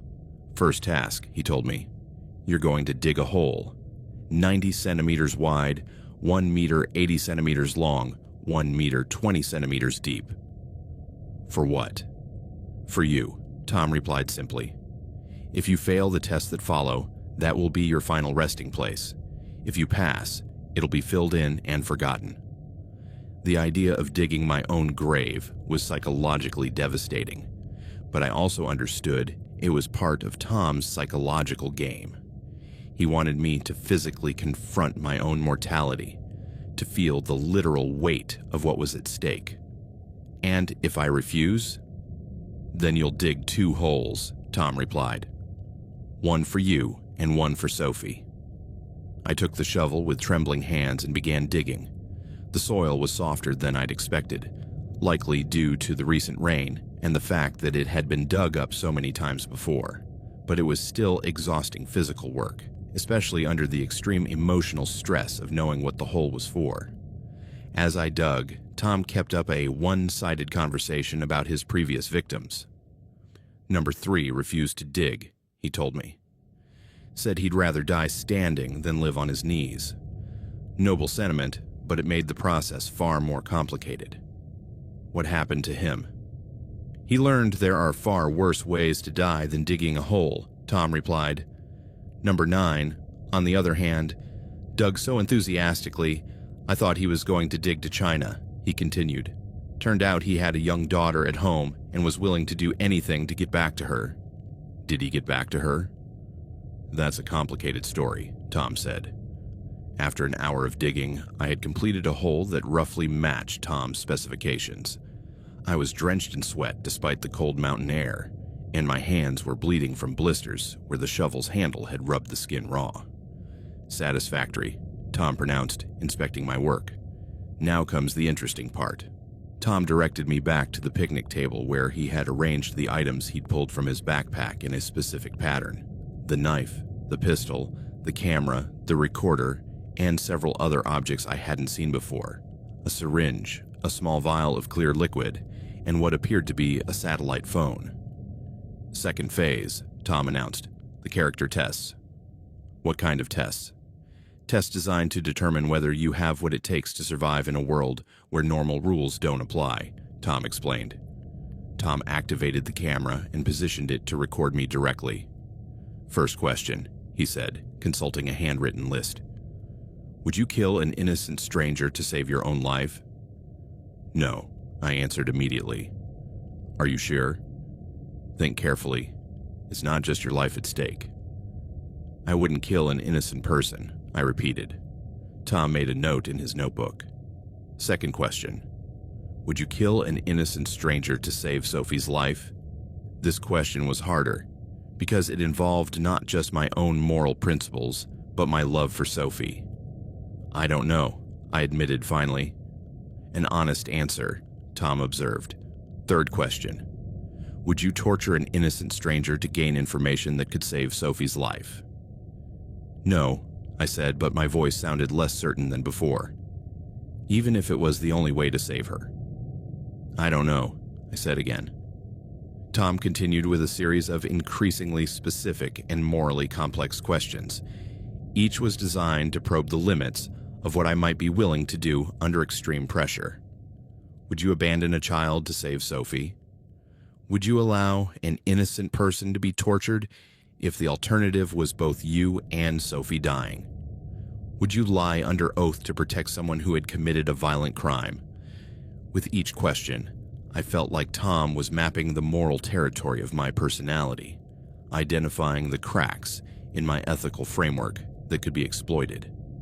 "Interesting," he murmured after about 20 questions. "You show potential for ethical flexibility under the right circumstances." "What does that mean?" "It means you might be salvageable," Tom replied. Now we moved to the practical tests. Tom picked up the syringe and the vial of clear liquid from the table. "What's that?" I asked. "Ketamine," Tom replied. "In small doses, it's an anesthetic. In large doses, it's lethal. What do you need it for?"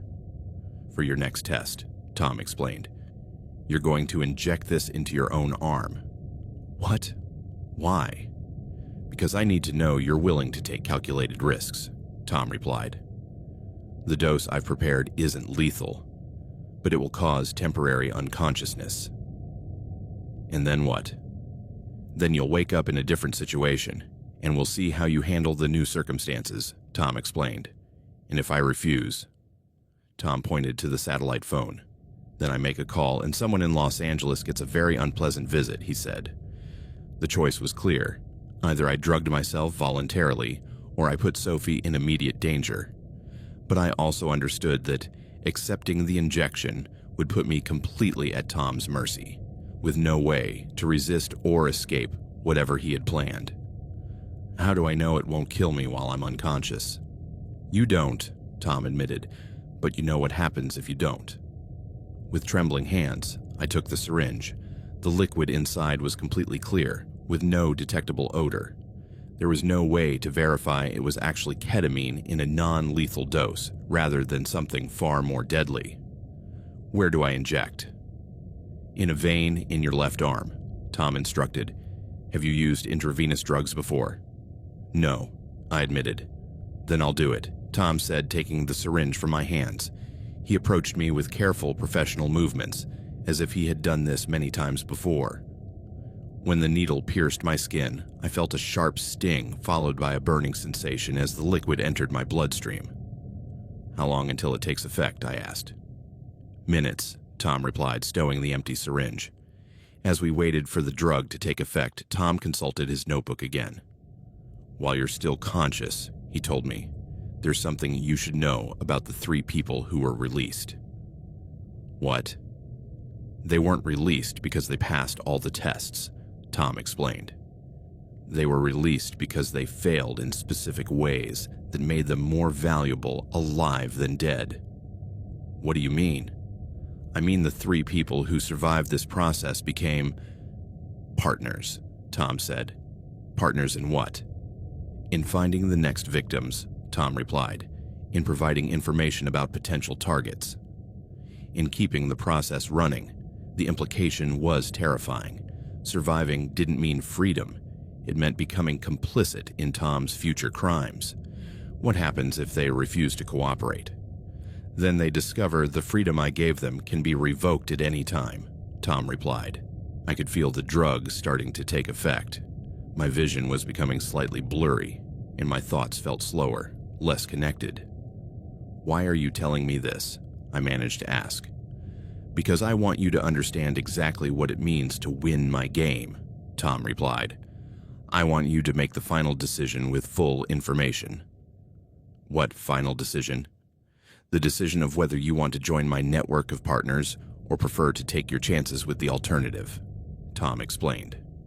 My consciousness was fading rapidly, but I could hear Tom's final words before the darkness took me completely. When you wake up, you'll be in a situation where you'll have to prove your loyalty to me by doing something that can't be undone, something that binds you permanently to my operation. When I regained consciousness, I was in an entirely different place. Instead of the forest clearing, I was in what appeared to be a basement or underground storage room. The walls were stone. There was a single bulb hanging from the ceiling, and the air had a damp, musty smell that suggested the place had been in use for a long time. I was bound to a chair with duct tape around my wrists and ankles, but not in a way that made movement impossible. It was more of a restraint than complete immobilization, as if Tom wanted me to be able to move but not escape. As my eyes adjusted to the dim light, I could see I wasn't alone in the room. There was another person tied to a chair about 3 meters away from me. A young woman, maybe 25 years old, with blonde hair and clothing that suggested she had been abducted from somewhere civilized, not picked up from a highway like me. She was conscious and looking at me with eyes full of terror, but also desperate hope, as if my presence might somehow improve her situation. "Are you awake?" she asked in a whisper.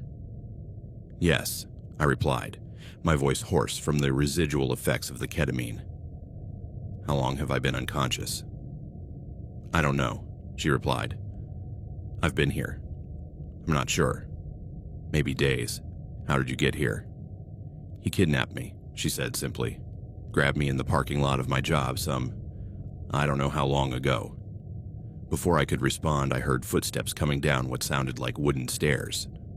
Tom appeared in the room, but he looked different now, more relaxed, more in his element, as if this underground place was where he felt most comfortable.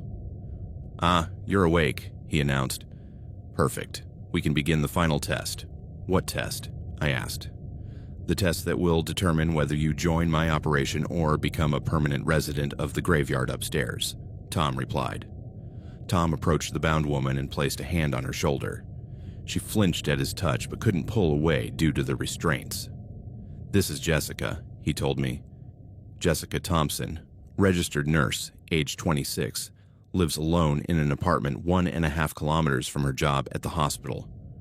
"Why is she here?" I asked. "She's here because I brought her here," Tom replied, as if it were a stupid question. "But more specifically, she's here to serve as your final test." "What kind of test?" Tom pulled out the knife I had seen earlier and handed it to me. "You're going to kill her," he told me. "What?" "No." "Yes, you will," Tom insisted. "Either Jessica dies by your hand in a relatively quick and painless way, or she dies by my hand in ways I can't recommend. But either way, she's going to die tonight." "Why?" "Because Jessica has seen too much," Tom explained. "She's been here for 3 days. She's seen my face. She knows this location. She can't be released." "Then release me too," I pleaded. "That's not an option," Tom replied. "You know too much too. The only question is whether you're going to become my partner or my victim." Jessica was crying now, silent tears streaming down her cheeks as she listened to her death sentence being discussed as if it were a logistical issue. "Please," she said to me, "don't kill me." I have a family. I have a little sister who needs me. See, Tom said. That's exactly why this is such a good test. Jessica is completely innocent. She hasn't done anything wrong except be in the wrong place at the wrong time. Killing her will require you to cross a moral line that can't be uncrossed. I'm not going to do it, I said firmly. Then you'll watch while I do it, Tom replied. And I assure you, my method will be far less merciful than yours. Tom pulled out the pistol I had seen earlier and placed it on a small table where I could see it clearly. You have 5 minutes to decide, he told me. Use the knife for a quick end, or watch while I use slower methods. There's a third option, I shouted. Let her go. No, Tom said simply. That's not an option. The only options are quick or slow by your hand or by mine. Tom sat down in a chair in the corner of the room and began checking his watch. 4 minutes and 40 seconds, he announced. Jessica looked at me with an expression that was a mix of terror and resignation.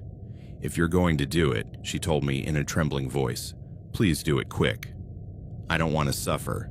I'm not going to do it, I told her. You're going to be okay. We're going to find a way out of this. But even as I said the words, I knew I had no plan, no weapons, and no way to stop what Tom had set in motion. The next 4 minutes were the longest of my life. Tom continued his relentless countdown while I desperately searched for alternatives that didn't exist. 3 minutes, he announced. Tom, I pleaded, there has to be another way. What do you really want? Money? Information? What? I want to see if you have what it takes to survive in a world without rules, Tom replied. I want to see if you can make the practical choice when the moral choice isn't available. 2 minutes, he continued. Jessica had closed her eyes and was murmuring what sounded like a prayer. Her tears had stopped, replaced by a resigned calm that was somehow more heartbreaking than her earlier terror. 1 minute, Tom announced, standing up from his chair. Wait, I shouted. If I do this, if I cross this line, do you guarantee you'll let me go? I guarantee you'll become my partner, Tom replied. I guarantee you'll go on living. But let you go in the traditional sense. No, that's never going to happen. What does being your partner mean? It means you'll help identify future victims, Tom explained. It means you'll occasionally perform specific tasks that require your skills. And it means you'll keep my operations secret for the rest of your life. And if I refuse after doing this, then Jessica will have died for nothing, Tom replied. And you'll follow her shortly after. 30 seconds. He continued the countdown. I looked at Jessica, who had opened her eyes and was staring directly at me. It's okay, she told me in a barely audible voice. If it's the only way for you to survive, it's okay. No, I said. It's not okay. 15 seconds, Tom announced, picking up the pistol. Wait, I shouted again. I'll do it. But I want your guarantee it'll be quick for her. 5 seconds, Tom continued. I'll do it, I screamed, reaching for the knife. Time, Tom said, but he handed me the knife anyway.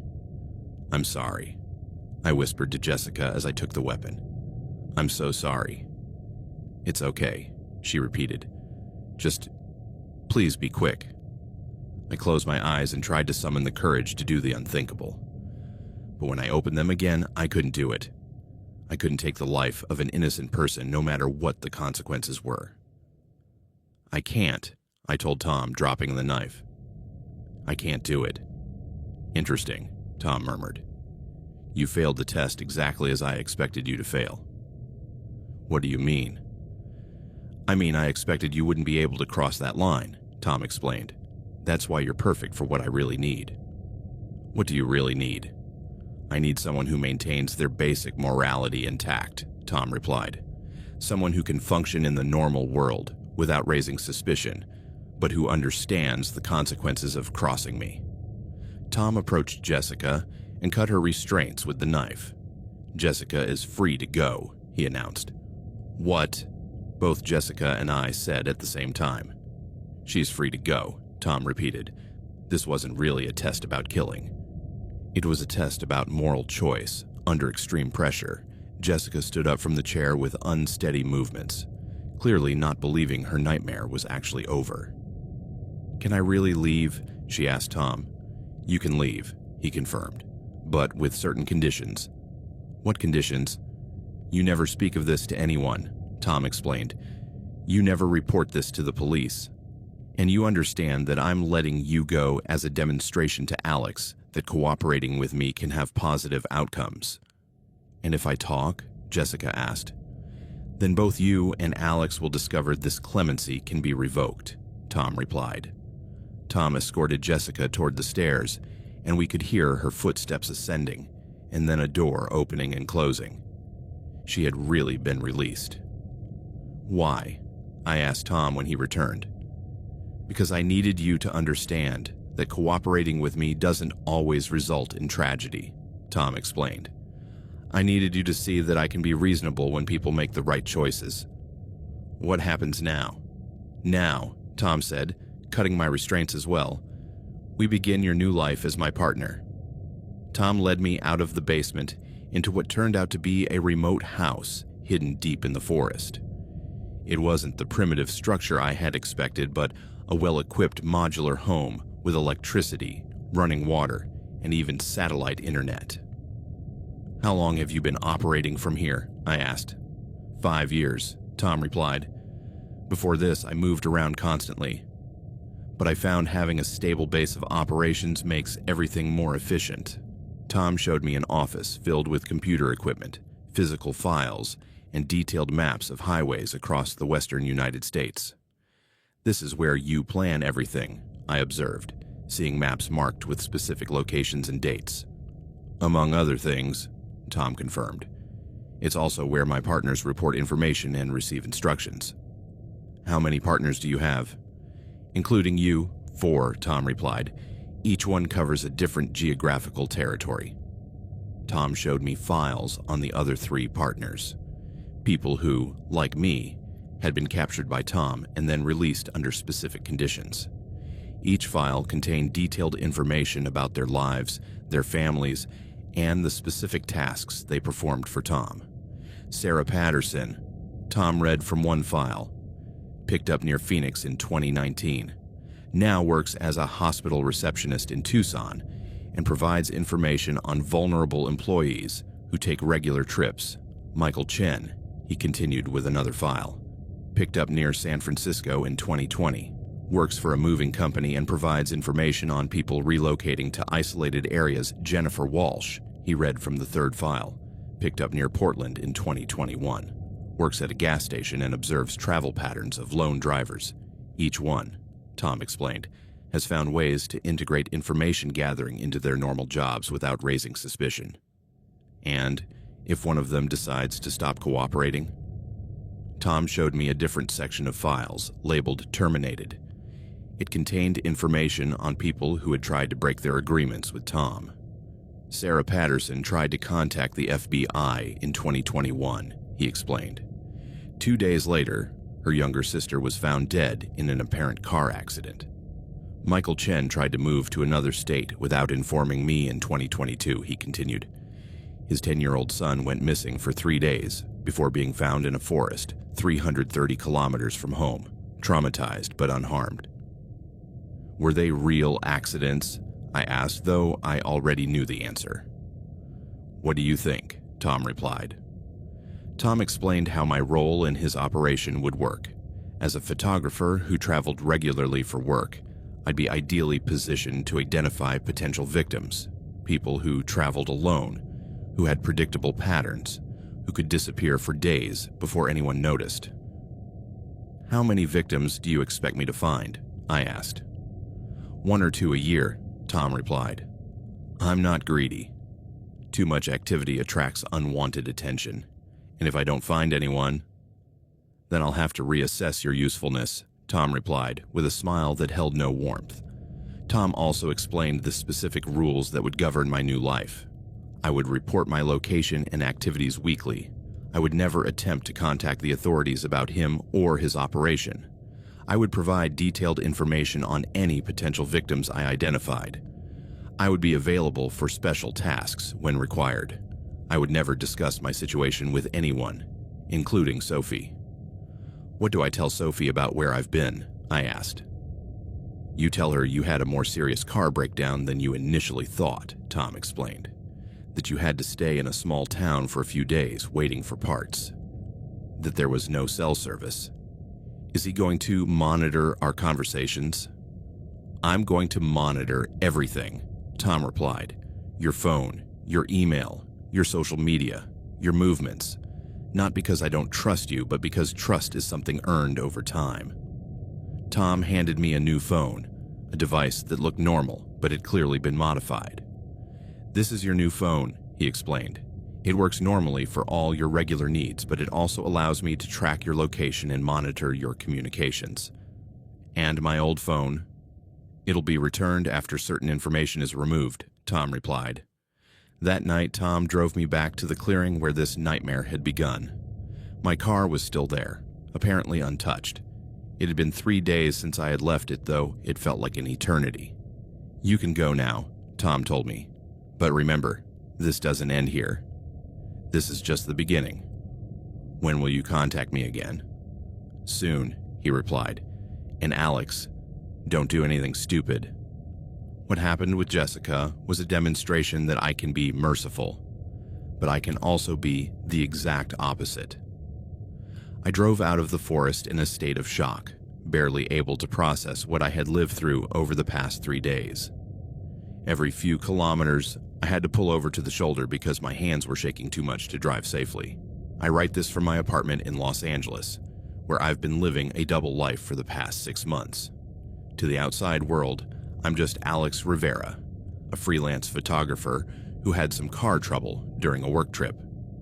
To Sophie, I'm the same boyfriend I've always been, though she has occasionally commented that I seem more distant, more preoccupied. But the reality is that I'm partner number 4 in a serial killer's operation, and every day that passes sinks me deeper into a web of complicity I can't escape. I've provided information to Tom on 4 potential victims over these 6 months. Each time I find ways to rationalize my involvement. That I'm only providing information. That I'm not actually killing anyone. That I have no choice if I want to keep Sophie safe. But I know the truth. I know that every piece of information I provide makes it possible for Tom to continue his operation. I know there are people who are dead because I identified them as vulnerable. The first was a woman named Rebecca Martinez, a software salesperson who traveled alone from Sacramento to San Diego. I saw her at a gas station, noticed she looked tired, and that her car had a tire that seemed like it might fail soon. I reported her information to Tom, the car model, the likely route, the approximate time she'd be on remote highways. 2 weeks later, I saw a news story about a missing woman matching her description. Her car was found on a back road with evidence of tire trouble, but she was never found. The second was a man named David Kim, a technology consultant who made regular trips between Phoenix and Albuquerque. I had seen him multiple times on the same routes, always traveling alone, always at predictable times. When I reported his information to Tom, I told myself I was just fulfilling my obligations, that I had no choice. David disappeared 3 weeks later during one of his regular trips. His family is still looking for him. I've also performed more direct tasks for Tom.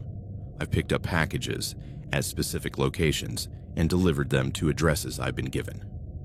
I've provided photographic coverage for events Tom has organized, documenting activities I can't and won't fully describe. Each task ties me more tightly to his operation, creating more evidence of my complicity that Tom can use against me if I ever try to escape. Sophie knows something is wrong. She's commented on my mood swings, my distraction, the phone calls I get at odd hours. Last week, she asked me directly if I was having an affair. "You feel like you're living a double life," she told me. "Like there are parts of you I can't reach." She was right, of course. But I couldn't tell her the truth without putting her in danger, and I couldn't keep lying without destroying our relationship. I've considered contacting the police dozens of times. I've fantasized about confessing everything, about betraying Tom and accepting the consequences. But every time I consider that possibility, I get a reminder of why that would be a terrible idea. Photos of Sophie arriving at her job, information about her schedule that only someone watching her could know, small gifts left in her car that show how easy it would be for Tom to get close to her. I've also heard about what happened to the other partners who tried to break their agreements. The exact details vary, but the pattern is consistent. Family members dead, disappearances, accidents that clearly weren't accidents. Tom contacts me at least once a week, sometimes for specific tasks, sometimes just to remind me he's watching. Our conversations are cordial on the surface, but there's always an implied threat underneath. "How's Sophie?" he'll ask. "She looked beautiful in that new blue blouse she bought on Saturday." Or, "I hope you're enjoying your new job. That hospital where she works seems like a very busy place. Lots of people coming and going all day." Each comment is a reminder that he knows her, that he's watching her, that he can reach her at any time if I decide not to cooperate. I write this as a confession, but also as a warning.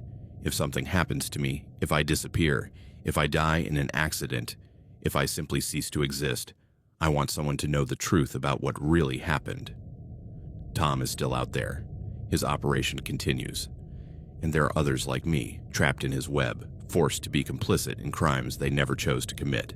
To anyone reading this, never pick up hitchhikers, never stop to help strangers on remote highways.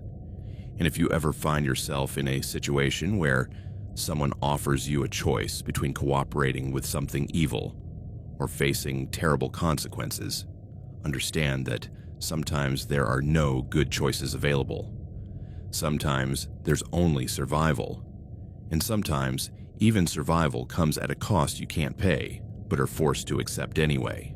Sophie still doesn't know that the man she loves has become something he would have abhorred before the world showed him how fragile our moral principles really are.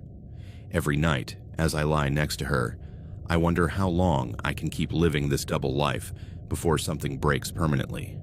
I wonder if there's any way to escape Tom without destroying everything I love. And I wonder how many more people will die because I made the choice to be compassionate on a rainy highway one October night. The road can be a dangerous place, but the most terrifying dangers aren't the accidents or mechanical breakdowns. The most terrifying dangers are the people who seem to need our help, but actually need us for purposes we can't imagine until it's too late to protect ourselves. And once you're in their web, once you've crossed the lines you never thought you'd cross, you find that the road back to who you were before no longer exists. You become someone new, someone who can live with terrible secrets and unthinkable choices, someone like me.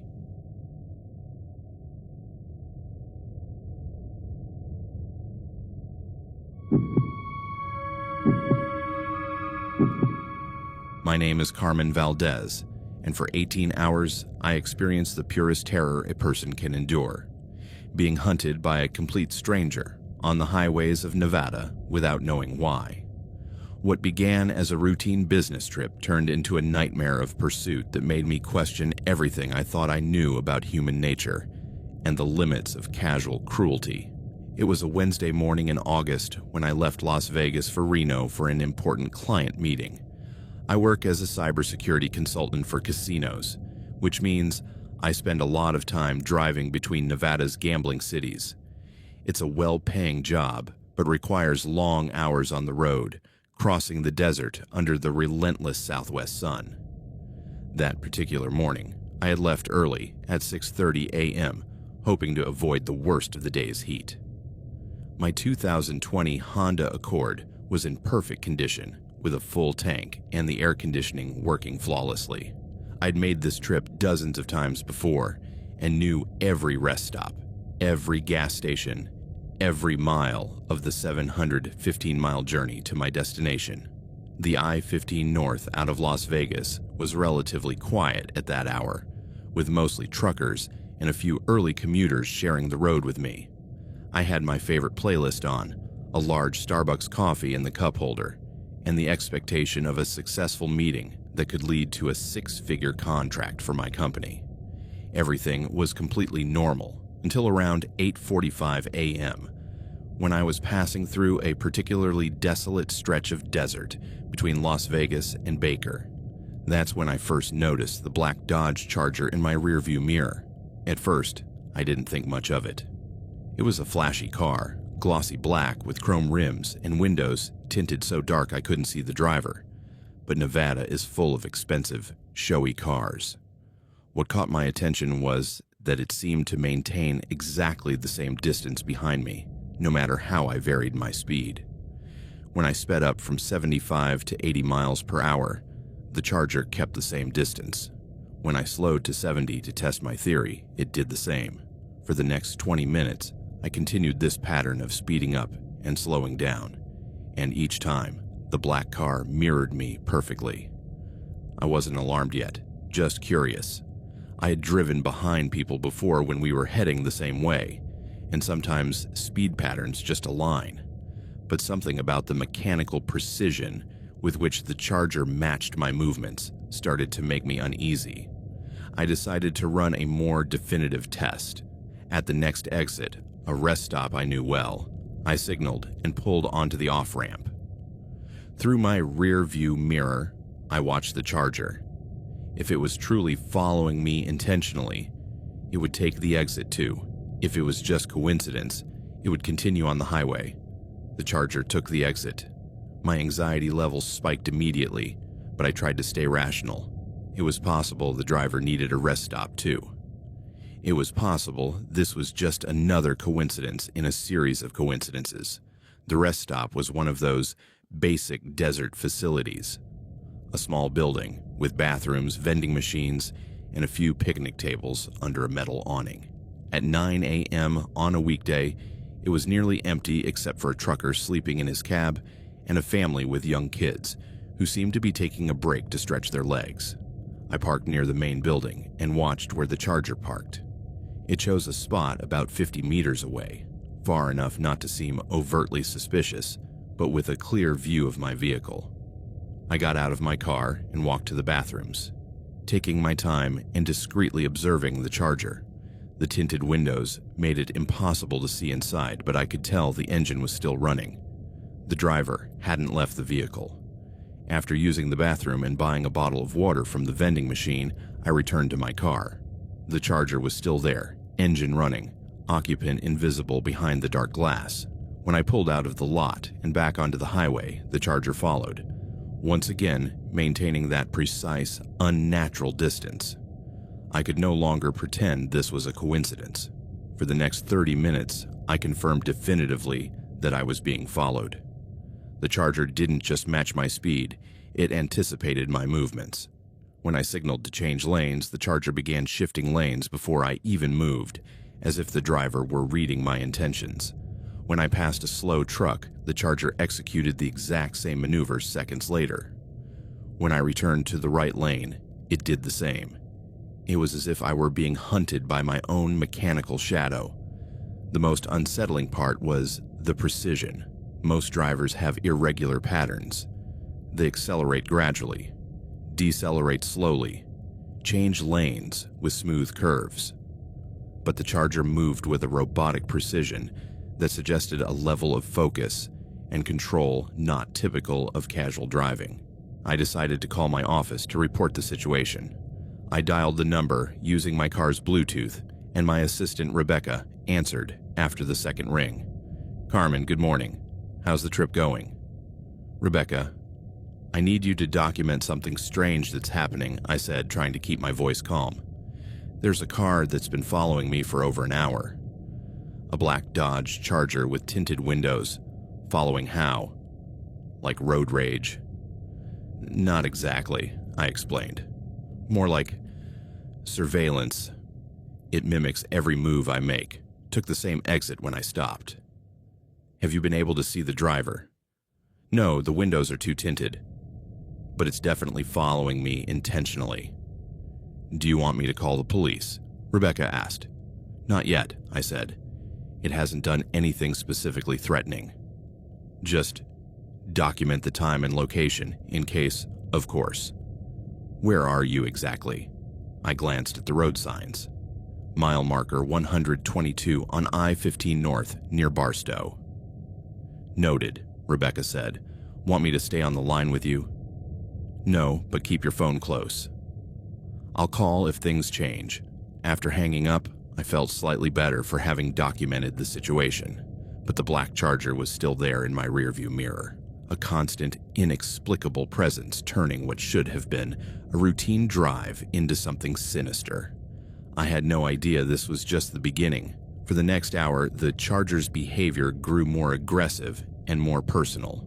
It was no longer content with simply following me. It began making maneuvers that seemed designed specifically to intimidate me. First came the sudden close approaches. The Charger would pull up until it was just meters from my rear bumper, hold that unnerving position for several minutes, then fall back to its normal distance. Each time this happened, my adrenaline surged, expecting a collision that never came. Then it started with aggressive lane changes.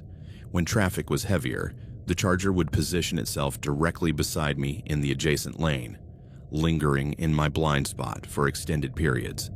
I could feel its presence there, a mass of dark metal lurking just outside my direct vision. The most disturbing was when it managed to get ahead of me. On several occasions, the Charger would accelerate to position itself in front of me, then gradually slow down, forcing me to change lanes or reduce my speed to avoid hitting it. Each of these maneuvers was technically legal. No physical contact, no obvious traffic violations. But the cumulative pattern was unmistakably threatening. The Charger's driver was sending a message.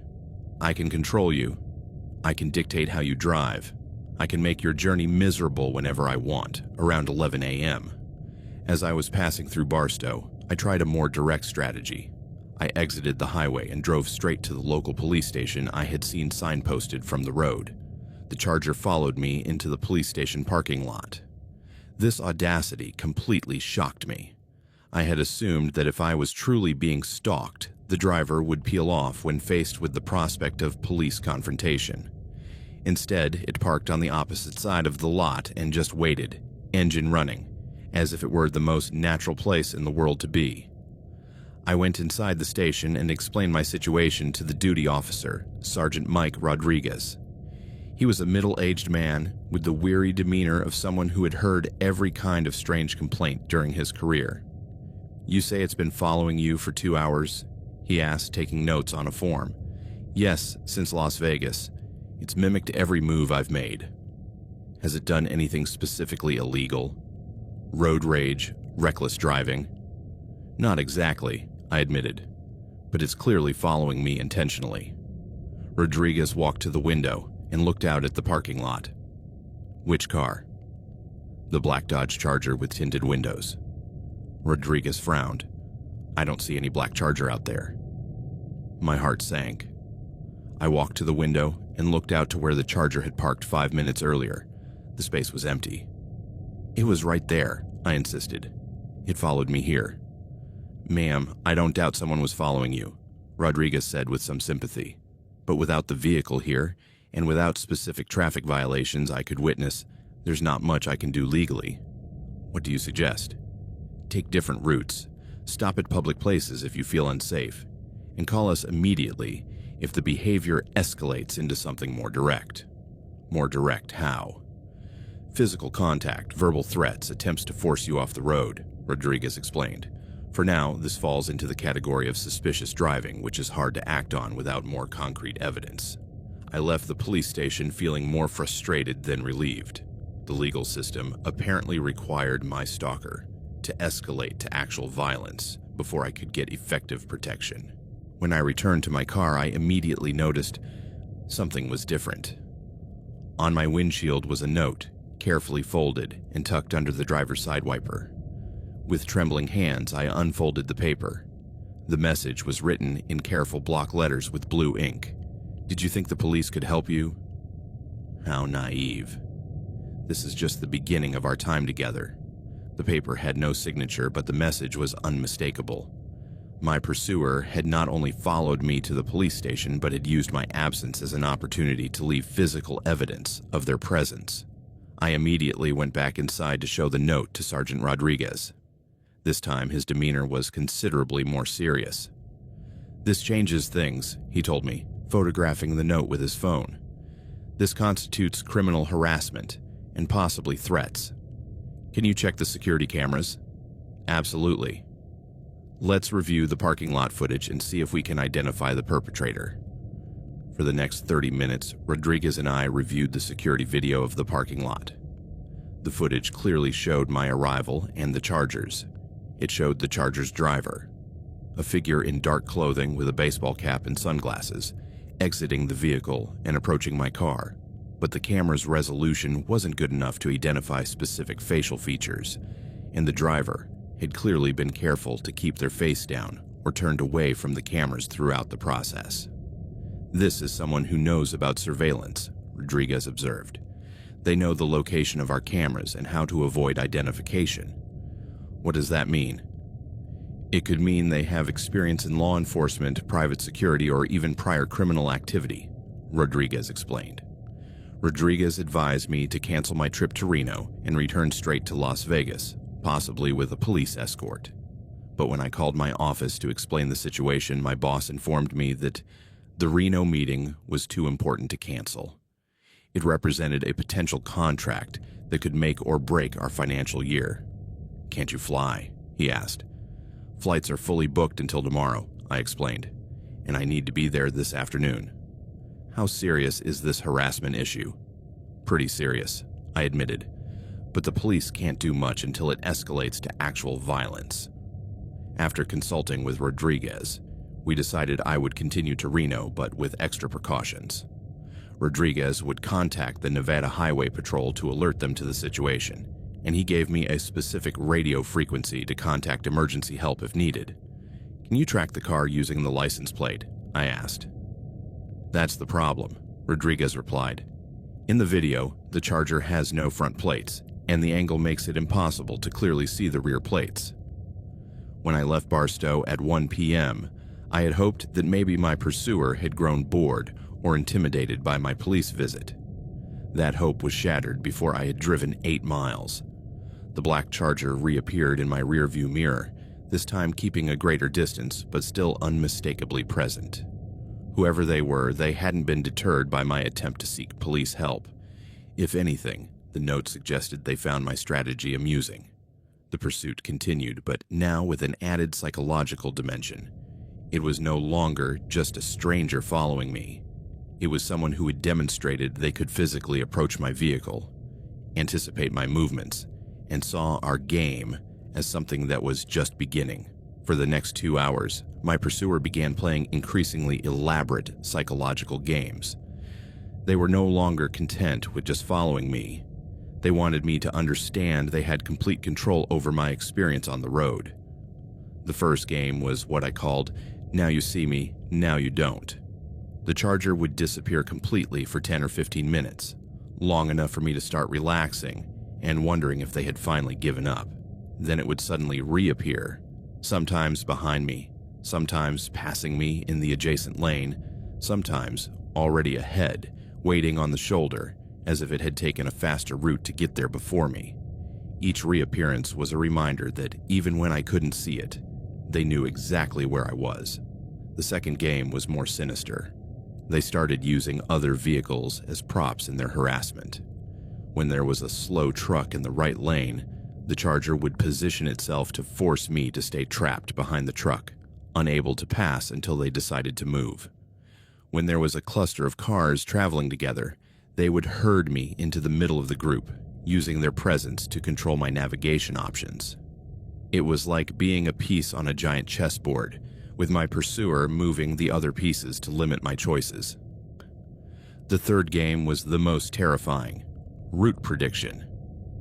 Twice during that afternoon, when I tried taking alternate exits to shake them, the Charger was already waiting on the new road, as if they had known exactly where I was headed. The first time was when I tried taking Route 58 west toward Tehachapi, thinking I might lose them on back roads. When I reached the junction, the Charger was parked on the shoulder, clearly waiting for me. I had to continue on I-15 because the alternative was driving straight toward where they were waiting.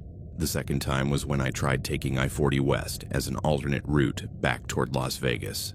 Again, the Charger was waiting at the interchange, positioned so it could see me approach and follow me no matter which direction I chose.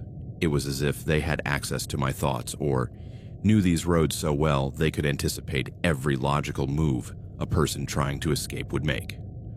Around 3 p.m., after 4 hours of this psychological pursuit, I received my second note. This time I found it when I stopped for gas at a Chevron station in Mojave.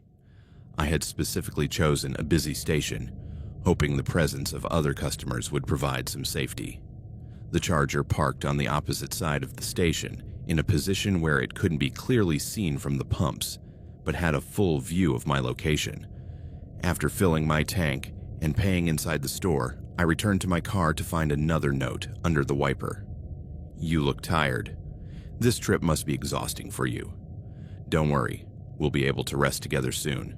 Just a little more road." This note was written in the same careful handwriting, but the tone had shifted.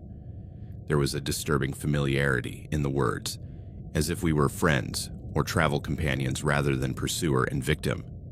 There was also an implied promise that terrified me. "We'll be able to rest together soon."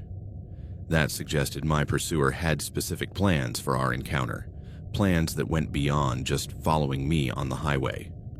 I immediately called the emergency number Sergeant Rodriguez had given me. When I explained about the second note, he transferred me to the Nevada Highway Patrol. "Ms. Valdez, we've been monitoring the situation," Officer Thompson told me. "We have units in the area looking for the vehicle you described." "Have you seen it?" "We've identified several black Chargers, but none match your description exactly or show the behavior you reported." "It's here right now," I said, looking toward where the Charger was parked, "at the Chevron station in Mojave." "Can you see the license plate?" I squinted to try to read the plate from my distance, but the angle and lighting made it impossible to make out the numbers clearly. "Not from here."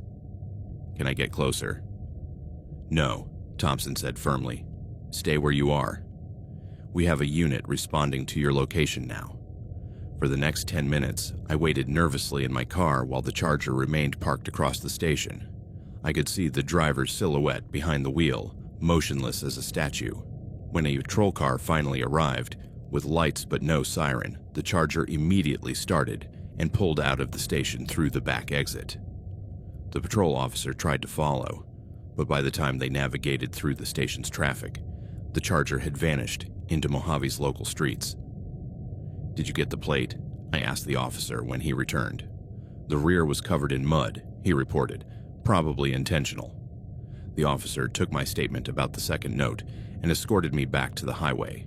He assured me they would increase patrols on Interstate 15 North toward Reno, but also warned me that my pursuer seemed highly sophisticated at avoiding detection. "Have you considered canceling your trip?" he asked. "My meeting is in 3 hours," I explained. "If I can get to Reno, I can stay in a hotel with security and fly back to Las Vegas tomorrow." "How important is this meeting?" "It could determine whether my company survives this year," I admitted. The officer gave me his direct number and instructed me to call every 30 minutes to report my location. He also advised me to keep my speed steady, avoid unnecessary stops, and head straight to my destination in Reno. When I got back on the road, the black Charger had disappeared. For the next 40 minutes, I drove in relative peace, starting to hope that maybe the police presence had finally deterred my pursuer. That hope was shattered when I saw the sign for the next town, Baker, 25 miles. There, parked by the sign like a vision from hell, was the black Charger. Waiting. The stretch of highway between Baker and the Nevada border is one of the most desolate parts of I-15. For miles and miles, there's nothing but desert, distant mountains, and the occasional freight truck struggling up the grades. It's the kind of place where you can drive for an hour without seeing another living soul. It was exactly where my pursuer had been waiting to take me. As I passed the sign where it had been parked, the Charger joined the traffic behind me, but this time its behavior was different. It no longer kept a respectful distance or played hide-and-seek games. It positioned itself directly behind me, maybe 20 meters from my rear bumper, and stayed there like a dark shadow. Every time I glanced at my rearview mirror, all I could see was the Charger's menacing grille filling my field of vision. It was psychologically suffocating, like being chased by my own death. I also noticed changes in the traffic behavior around us. The few cars on the road seemed to speed up to get away from the area where the Charger and I were traveling, as if they could sense the dangerous tension between us. I called Officer Thompson to report the new escalation. "It's directly behind me now," I told him, "much closer than before. Is there anywhere you can stop safely?" I looked ahead down the road. "I don't see anything for miles. Just dessert. Continue toward Baker," Thompson instructed. "There's a large gas station there with plenty of traffic. If you can get there without it escalating to physical contact, we'll have officers waiting." "What if I can't get there?" "Then use your emergency radio immediately." For the next 20 minutes, the Charger maintained that intimidating position directly behind me. Occasionally, it would pull even closer, until I literally couldn't see anything but its black hood in my rearview mirror, then back off just enough for me to breathe for a few minutes before repeating the process. It was like refined psychological torture, enough threat to keep me in a constant state of panic, but never actual physical contact that would let me claim self-defense or give the police clear justification to arrest them. It was around 4:30 p.m. when things took a turn toward the sinister. The Charger began making moves that could only be interpreted as preparation for an attack. It would move into the left lane as if to pass me, then pull back behind me at the last second. It repeated this maneuver over and over, each time getting closer to being side by side with me. It was like a predator sizing up its prey, looking for the perfect moment to strike. On the 5th attempt, the Charger actually moved into the left lane and began accelerating to pull alongside me.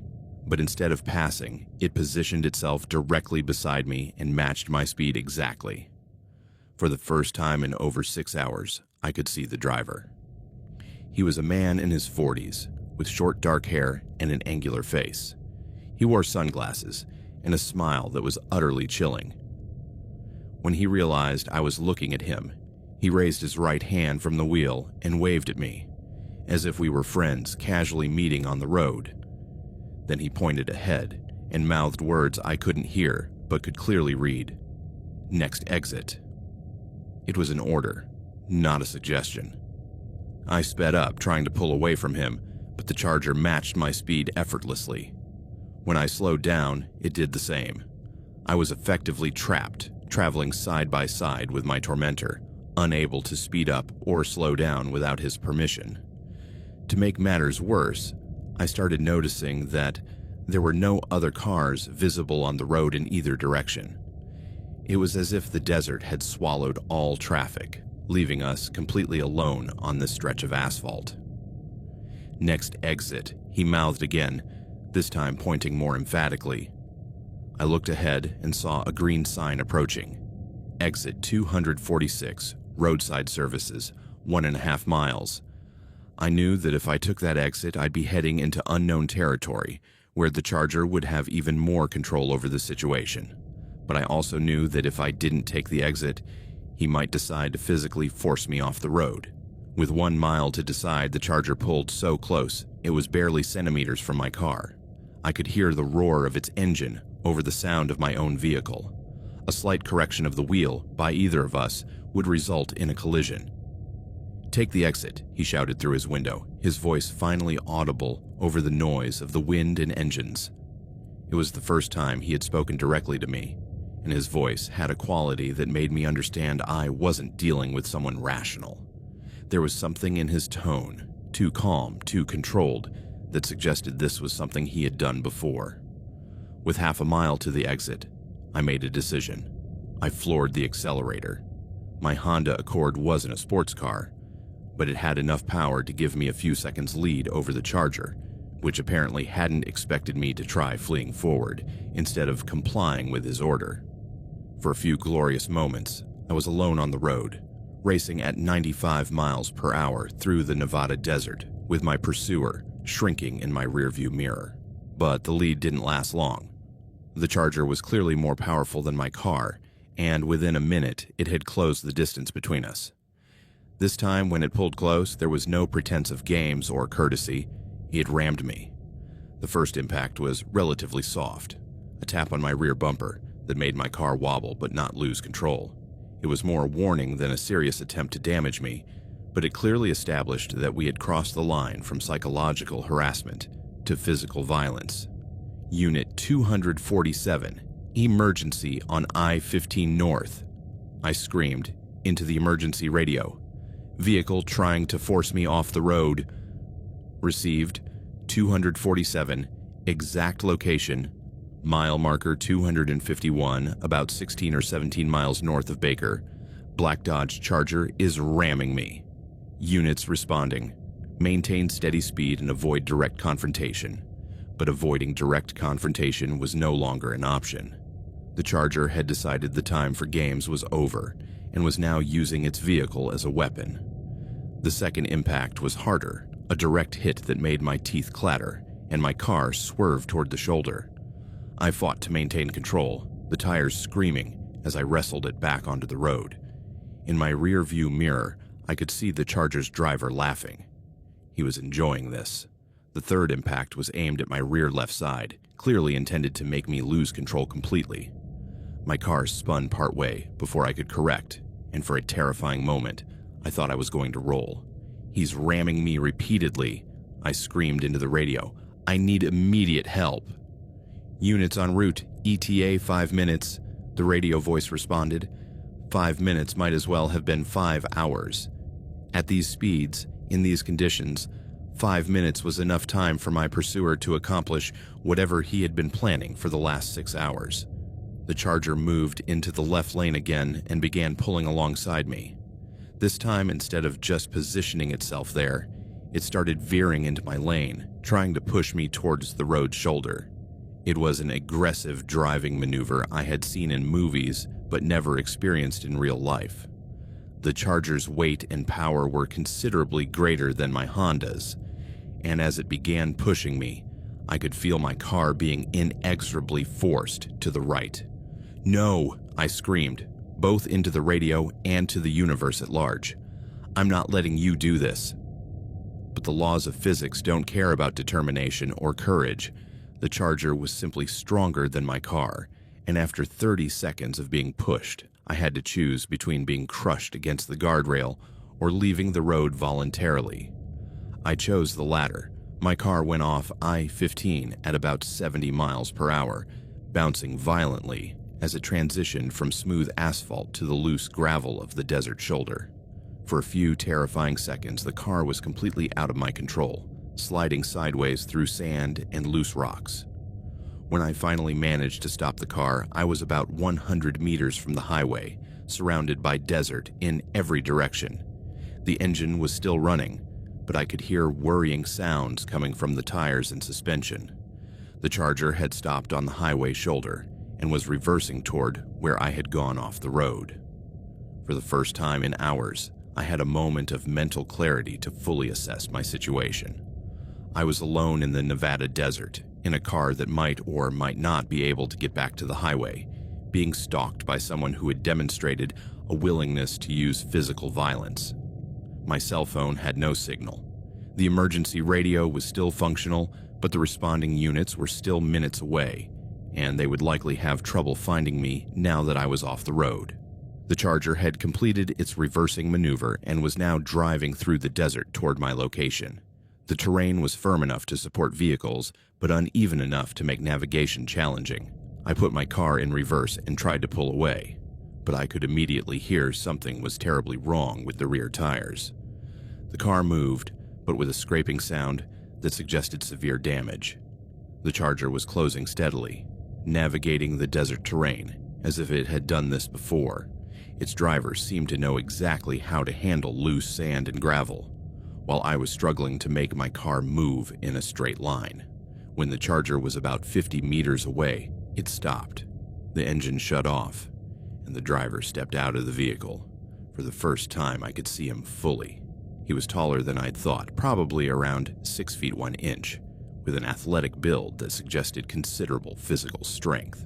He wore dark jeans, a black t-shirt, and boots that looked like military or work boots. The most unsettling thing was his demeanor.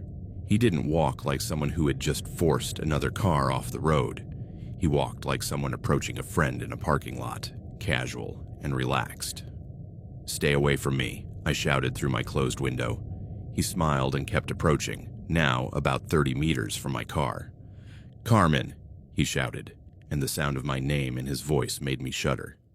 "We can finally talk face to face." The fact that he knew my name confirmed this hadn't been a random encounter or a case of road rage that had escalated. This man had been planning this, had been researching me, had been waiting for the perfect opportunity to isolate me in the desert where no one could interfere. "How do you know my name?" I shouted through my window. "I know a lot about you, Carmen," he replied, now just 20 meters from my car. Carmen Elena Valdez, 34 years old, born in Tucson, lives in Henderson, Nevada, casino security specialist, no immediate family, few close relationships. Every detail he recited was accurate, which meant he had been researching me for some time before today. This hadn't been an impulse, it had been a planned operation. "What do you want from me?" I shouted. "Just to talk," he replied, but there was something in his smile that suggested talking wasn't all he had in mind. "Talk from there," I insisted. "You don't need to come any closer." "I prefer more intimate conversations," he said, continuing his slow, deliberate approach. I looked towards the highway, where I could see emergency vehicle lights approaching in the distance. But they were still several minutes away, and this man would be at my car long before they arrived. I tried to put my car in gear to pull away, but the damaged rear tires barely provided traction. The car moved forward slowly, but it was clear I couldn't outrun a person walking, especially on this uneven terrain. "Carmen," the man shouted, "don't make this harder than it needs to be. I just want you to know why you chose this day to be special." "Why I chose," I repeated. "I didn't choose anything. You've been stalking me for hours." "You chose to leave early this morning," he explained, as if it were a lesson. "You chose to take I-15 instead of 95. You chose to stop at that specific gas station. Every choice you made today led me to you." There was something deeply disturbing about his logic. He was describing my normal travel decisions as if they had been signals directed specifically at him, as if my daily routine had been a personal invitation. "Those were normal choices," I protested. "They had nothing to do with you." "All choices have to do with me," he replied with a calm that was more terrifying than if he had been shouting. "Everything you've done in your life has led you to this moment." He was now just 10 meters from my car, close enough for me to see the details of his face. There was an intensity in his eyes that suggested he genuinely believed what he was saying, that he had somehow constructed a delusional reality, where I had been destined all my life to meet him in the Nevada desert. "Why me?" I asked, trying to keep him talking as the emergency lights drew closer. "Because you're perfect," he replied simply. "You live alone, work alone, travel alone. No one would miss you for days." This response made me realize his intentions weren't just harassment or intimidation. He had been specifically looking for someone who could disappear without raising immediate alarms. "People are expecting me in Reno," I lied. "If I don't show up, they'll know something's wrong." "No," he said, shaking his head. "I checked your itinerary. Your meeting isn't until 7 p.m. and it's scheduled to run late. No one will expect to hear from you until tomorrow morning." The fact that he knew the specific details of my schedule terrified me more than any physical threat could have. He had been researching me, not just personally but professionally, knew my calendar, possibly even contacted my company under some false pretext. "Besides," he continued, Accidents happen on desert highways all the time. Cars going off the road, drivers getting lost, people who just disappear. It was a clear threat that he planned to make my disappearance look like an accident. The emergency lights were now clearly visible, approaching on I-15 maybe 2 miles away. But this man didn't seem concerned at all by their imminent arrival. "Aren't you worried about the police?" I asked. "Why would I be worried?" he replied. "By the time they get here, you and I will be gone." "Gone where?" "To a place where we can get to know each other properly," he said, now just 5 meters from my car. "A place where no one can interrupt our conversation." His hand moved to the pocket of his jeans and I could see the outline of what was clearly a weapon. Not a gun, but something longer and thinner. Possibly a knife. "Carmen," he said, with a voice that had become strangely gentle. "I need you to get out of the car now. We can do this the easy way or the hard way, but it's going to happen." "No," I screamed, hitting the door lock button, even though I knew it wouldn't protect me from someone determined to get in. "The hard way, then," he muttered, pulling out what was indeed a hunting knife with a blade about 6 inches long. He approached the driver's side window and struck the glass with the knife's handle. The glass cracked, but didn't shatter. Car windows are designed to resist this kind of impact. "Unit 247!" I screamed into the emergency radio, hoping it still worked after my ordeal. "Suspect is at my vehicle with a weapon. I need immediate help." "Units at your location in 2 minutes," the radio responded. 2 minutes. I had to survive 2 more minutes. The man kept striking the window, creating a web of cracks across the glass. A few more hits, and it would break completely. That's when I remembered something about the desert terrain. While it was firm, there were washouts, small ravines created by infrequent but intense rain runoff. I had seen one about 50 meters to the southeast when I first assessed my situation. If I could get there, I could use the terrain as cover until the officers arrived. With the glass of my window about to shatter, I made a desperate decision. I flung open the passenger side door and bolted. Running through the Nevada desert is like running across a surface designed specifically to injure humans. The ground is covered in loose gravel that makes you slip with every step, dotted with rocks that can twist an ankle, and decorated with desert plants evolutionarily designed to hurt anything that touches them. But adrenaline is one hell of a drug. And when you're being chased by a man with a knife who's been stalking you for 8 hours, you discover reserves of speed and agility you didn't know you had. I could hear my pursuer behind me, shouting threats and instructions that the wind carried away before I could make out specific words. But the tone was clear. He was no longer pretending this was a social interaction. The pretense of civility had been abandoned. The washout I was running toward turned out to be larger than I'd thought from a distance. It was essentially a 4-foot deep, 10-foot wide ravine, lined with rocks and sparse vegetation that would provide some cover if I could reach it. As I ran, I could hear sirens approaching from the highway. The emergency lights were now clearly visible, maybe a mile away. But I could also hear my pursuer's footsteps behind me, and I knew he was faster than me on this terrain.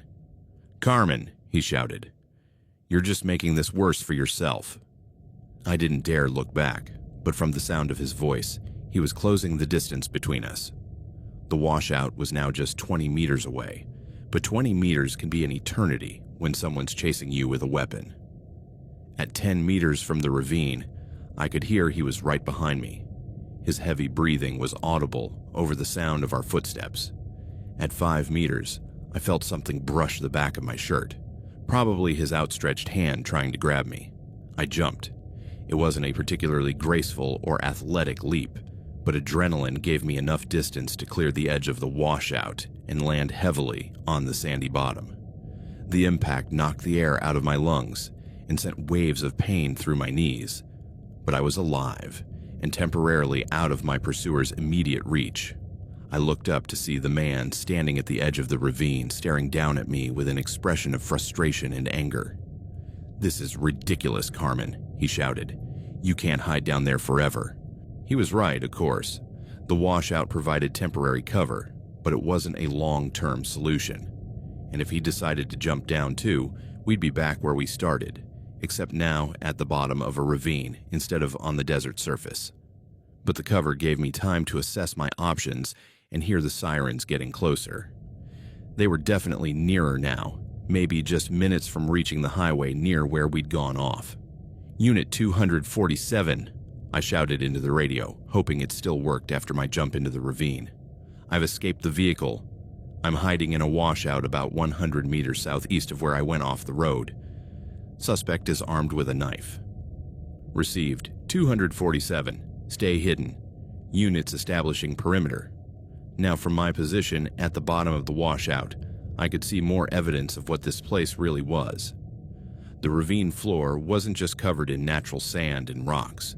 There were man-made objects scattered around. Bits of metal that could have been car parts, scraps of fabric that might have been clothing, and even what looked like bleached bones I preferred not to examine too closely. "What is this place?" I asked, my voice now barely a whisper. "It's my special place," he replied. "My place where I bring people who need to disappear." The implications hit me like a sledgehammer. This man wasn't just a stalker or someone with road rage. He was a serial killer who had been using this remote desert location as a disposal site for years, and I had run straight into his killing ground. "How many people?" I asked, though I wasn't sure I wanted to know the answer. "Oh, Carmen," my pursuer said, with a voice that had taken on an almost tender tone. "Don't worry about the numbers. Just worry about understanding that this place has been very good to me for many years." From my position in the washout, I could see more evidence of what this place was. There were multiple areas where the ground had been dug up and refilled, creating irregular depressions that didn't look natural. There were also personal items scattered around that clearly belonged to previous victims. A watch, sunglasses, even what looked like a driver's license partially buried in the sand. "How did you bring them here?" I asked, trying to keep him talking as the police voices drew closer. "The same way I brought you," he explained, with obvious pride. "I chase them on the highway until they pull off into the desert." It's amazing how predictable people are when they're scared. "Were all the victims chased off the highway?" "Most," he confirmed. "Some were picked up as hitchhikers. A few were lured here under other pretenses. But the highway chase is my preferred method. It's so thrilling for both parties." There was something utterly chilling about the way he described murder as thrilling for both parties, as if his victims had been willing participants rather than terrified victims. "How long have you been doing this?" 8 years, he replied without hesitation, "since I found this perfect spot. Far enough from the main road that no one hears screams, but close enough to lure victims here easily. 8 years. If he had been killing one person every few months for 8 years, the number of victims could be in the tens." The police voices were now clearly audible, and they seemed to be closing in on our area. I could hear car engines navigating through the desert terrain and the occasional static of police radios. "NVPD!" ! "Area is surrounded," a voice shouted through what sounded like a megaphone. "Come out with your hands visible." But my pursuer didn't seem intimidated by the police's arrival. Instead, he started laughing. "You know what's funny, Carmen?" he shouted to me. "The cops have been here before." "What do you mean?" "They've been here multiple times over the years," he explained. "Investigating missing persons reports, looking for evidence. They've even brought dogs. And they never found anything." "Oh, they found things," he said. "They found car parts, clothing, even some bones. But the desert is a big place, and people disappear here for lots of reasons.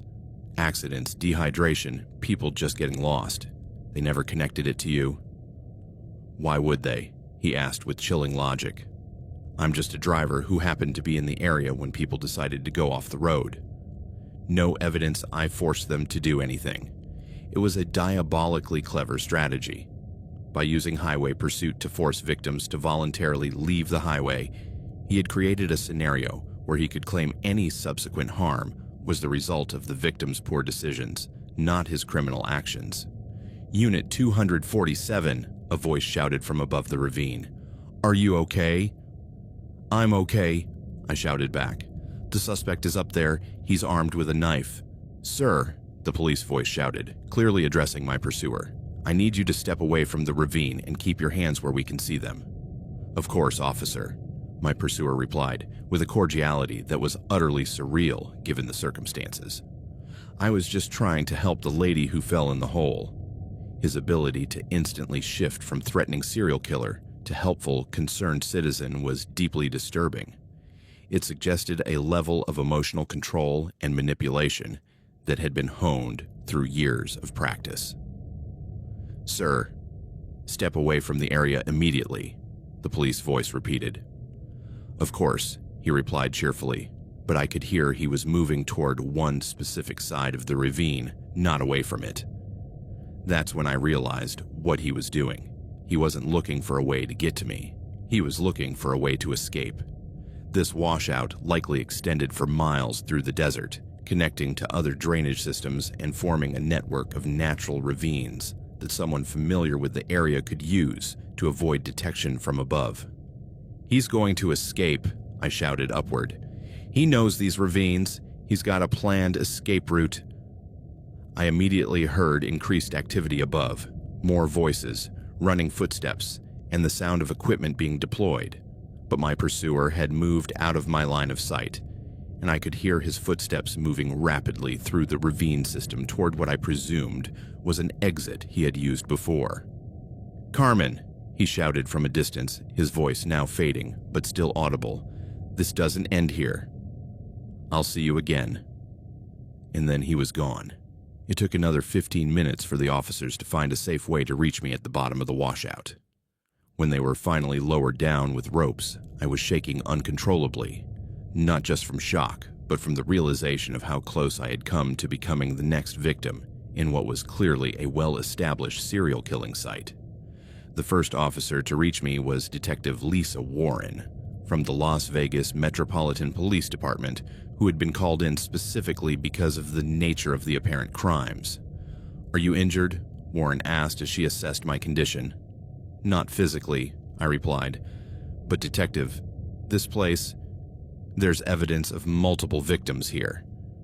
Warren had already noticed the same scattered objects and ground disturbances I had seen. She immediately set in motion protocols to treat the area as a potential crime scene. "Did you get a clear look at the suspect?" she asked. "Yes," I confirmed. "White male, about 40 years old, 6 feet 1 inch tall, athletic build. He also knew specific details about my personal life he shouldn't have known." "Like what?" "My full name, where I live, where I work, even details about my travel itinerary," I explained. He'd been researching me before today. Once I was pulled out of the washout, I could see the full scale of the police response. There were at least 8 emergency vehicles at the scene, including patrol cars, an ambulance, and what looked like a crime scene investigation vehicle. There was also something that surprised me: dogs. 2 different dogs that were clearly trained for human remains detection, both showing significant interest in multiple areas around the site. "Have the dogs found anything?" I asked Detective Warren. "Multiple hits," she confirmed with a grim expression. "This place is going to keep us busy for weeks." For the next 2 hours, I provided a detailed statement about my entire experience, from the moment I first noticed the black Charger to my escape into the washout. Warren took meticulous notes and recorded the entire interview. "Had you ever seen the suspect before today?" she asked. "Never," I confirmed. "But his knowledge of my personal life suggests he'd been watching me for some time." "Any idea how he might have gotten that information?" "I work in casino security," I explained. "My professional information is available online, but the details he knew, my specific schedule, my travel itinerary, those would have required direct surveillance or access to private information." Warren also asked me about the black Charger, but I had to admit I had never managed to get a clear read on the license plate due to the tinted windows and the driver's strategic positioning. "Did you notice any distinctive features of the vehicle?" she asked. "Chrome rims, heavily tinted windows, and it seemed modified for performance," I recalled. "Also, the driver handled it like he knew exactly what it was capable of." "Did he ever mention other names or refer to previous victims?" "He mentioned he'd been doing this for 8 years, I reported, and he said something about having friends who think like him. This information clearly concerned Detective Warren. Did he imply he was part of a larger network? That was my impression, I confirmed, especially when he said this wouldn't end even if he was arrested. While I was giving my statement, I could see intense investigative activity unfolding around the washout. Crime scene investigators were carefully documenting every object and ground disturbance, while the detection dogs continued to identify areas of interest. "Detective," I asked, "how many victims do you think there could be here?" "It's too early to tell," Warren replied, "but based on the dogs' activity and preliminary evidence, we're looking at multiple sites of interest." "Is this case connected to other missing persons investigations?" "That's one of the first things we're going to check," Warren confirmed. "We'll review all missing persons reports in Nevada over the last 8 years, especially those involving vehicles abandoned in remote areas." She also explained that my experience would provide critical insight into the perpetrator's modus operandi. "Your description of the highway pursuit gives us a clear picture of how he lures victims to this area," Warren explained. "That will help us connect other cases where people left main highways without clear explanation." After completing my statement, Warren escorted me back to I-15, where my car had been towed as evidence. The damage from the desert terrain had made it undrivable, but the police department arranged transportation for me back to Las Vegas. "What happens now?" I asked as we prepared to leave. "Now we process the scene, analyze the evidence, and start the manhunt for the suspect," Warren explained. "We're also going to provide you with protection until we catch him." "Do you think he'll try to contact me again?" "Based on the behavior you described, and especially his final threats, we have to assume he's still a threat," Warren replied. "You're going to have police protection, and we'll monitor your home and workplace." As we drove back toward Las Vegas, I could see in the distance the lights of the ongoing investigation at the washout site. I knew investigators would be there for days or even weeks, carefully excavating each area the dogs had flagged, documenting evidence, and trying to identify victims who had been missing for years. I also knew that my pursuer was still out there, and that he had demonstrated both the capability and inclination to extensively research his victims before attacking. The Reno trip that had started that morning as routine business had become something that would change my life forever. For the next 2 weeks, while the washout scene investigation continued, I lived in a strange version of house arrest. I wasn't a prisoner, but there were police officers stationed outside my home 24 hours a day, and I wasn't allowed to travel outside the Las Vegas metropolitan area without a police escort. Detective Warren contacted me daily with updates on the investigation, and the news was consistently more disturbing. "We've confirmed at least 7 different victims at the site," she informed me during a call on the 5th day. "The remains range from several months to possibly several years old." "Have you been able to identify any of the victims?" "3 so far," Warren replied. "All were women traveling alone, ages between 25 and 45, reported missing over the last 4 years." "Were they all chased off the highway?" "That's our working theory," Warren confirmed. "In each case, their vehicles were found in remote areas several miles from I-15, with evidence of having been forced off the road." Warren also told me that the investigation had revealed evidence that the site had been used for longer than they initially thought. "We've found personal items dating back 8 years," she explained. "And the pattern of ground disturbance suggests the perpetrator has been refining his methods for years." "You mean he's gotten better at this?" "Unfortunately, yes," Warren confirmed.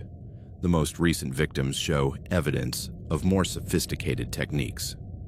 More planning, better knowledge of how to avoid detection.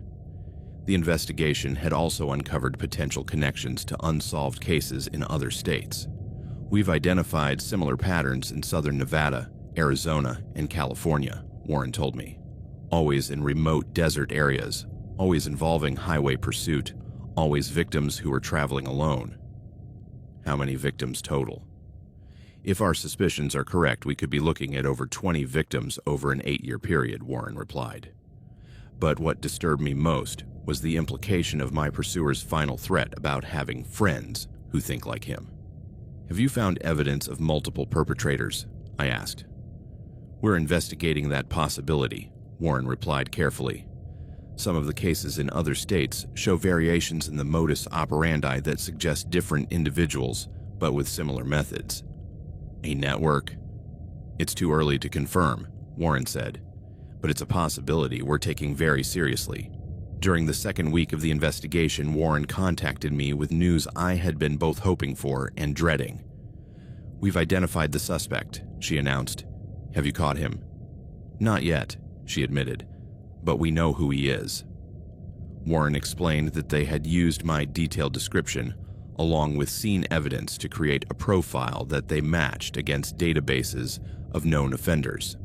His name is Marcus Thompson, 42 years old, multiple prior arrests for harassment and aggressive driving, she told me. He also has military training and experience in surveillance. Where is he now? That's the million-dollar question, Warren replied. His registered address turned out to be fake, and he seems to have completely disappeared after the incident. Do you think he's left the area? It's possible, Warren said, but his pattern of behavior suggests a strong connection to this specific region. He knows the terrain, has established sites, probably has hidden resources in the area. Warren also told me they had found evidence that Marcus Thompson had been surveilling multiple potential victims at the same time. We found an abandoned RV about 35 miles from the washout site, she explained. It contained files on dozens of women who regularly travel Nevada highways. Files on me? Yes, Warren confirmed. It had photographs of you, copies of your professional information, even your travel schedule. He'd been watching you for at least 3 months before the attack. What about the other women in the files? We're contacting all of them to warn them and offer protection, Warren replied. But there are over 40 names in his files. The implication was terrifying.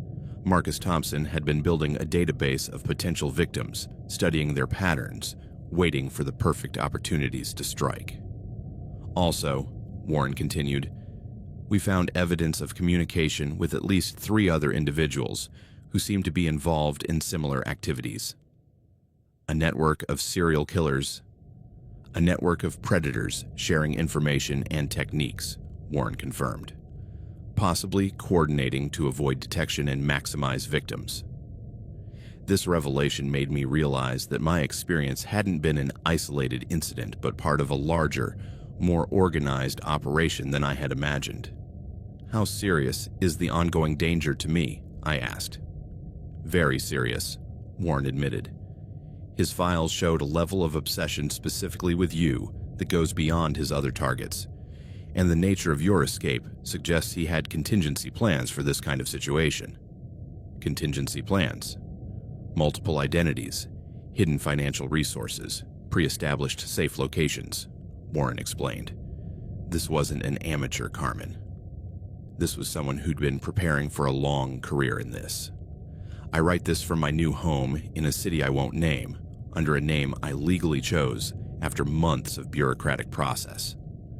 Marcus Thompson was never caught, and according to my last contact with Detective Warren, the investigation into his network of friends had uncovered a human hunting operation that spanned multiple states and had been active for over a decade.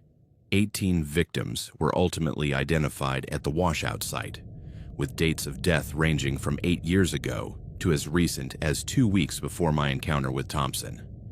Each victim fit the same profile: women traveling alone, professionals with predictable schedules, people whose absences wouldn't be noticed immediately. The casino security work I loved became impossible after the attack. I couldn't drive alone on remote highways without panic attacks, and the nature of the job required exactly that kind of travel. I found work in corporate cybersecurity, something I can do mostly from an office in a controlled environment. My new apartment is on the 20th floor of a high-security building in a large city where anonymity is possible. I have security systems that would have seemed paranoid a year ago, but now feel like basic precautions. I also have a firearms permit and training I hope I never have to use. But what has changed most is my fundamental understanding of how vulnerable we all are in our daily routines. Marcus Thompson had been studying me for months, learning my patterns, identifying my vulnerabilities, waiting for the perfect moment to strike. And I had been completely unaware of his surveillance until he chose to reveal himself. Detective Warren contacts me occasionally with updates on the ongoing investigation. They've identified at least 6 other individuals who seem to have been operating similarly in different regions, all sharing information and techniques through encrypted communication channels. It's like a franchise, Warren explained during our last conversation. Each operator has their own territory and specific methods, but they all share resources and intelligence. Will you ever catch Thompson? Eventually, Warren said, though she didn't sound entirely convinced, but it could take years. These guys are very good at disappearing when they need to. What haunts me most isn't the fear of Marcus Thompson specifically, though that fear is ever present, but the realization that there are others like him. The investigation revealed that these predators communicate with each other, share potential victims, even occasionally collaborate on attacks. Every woman I now know who travels alone for work is potentially in danger in ways we never considered.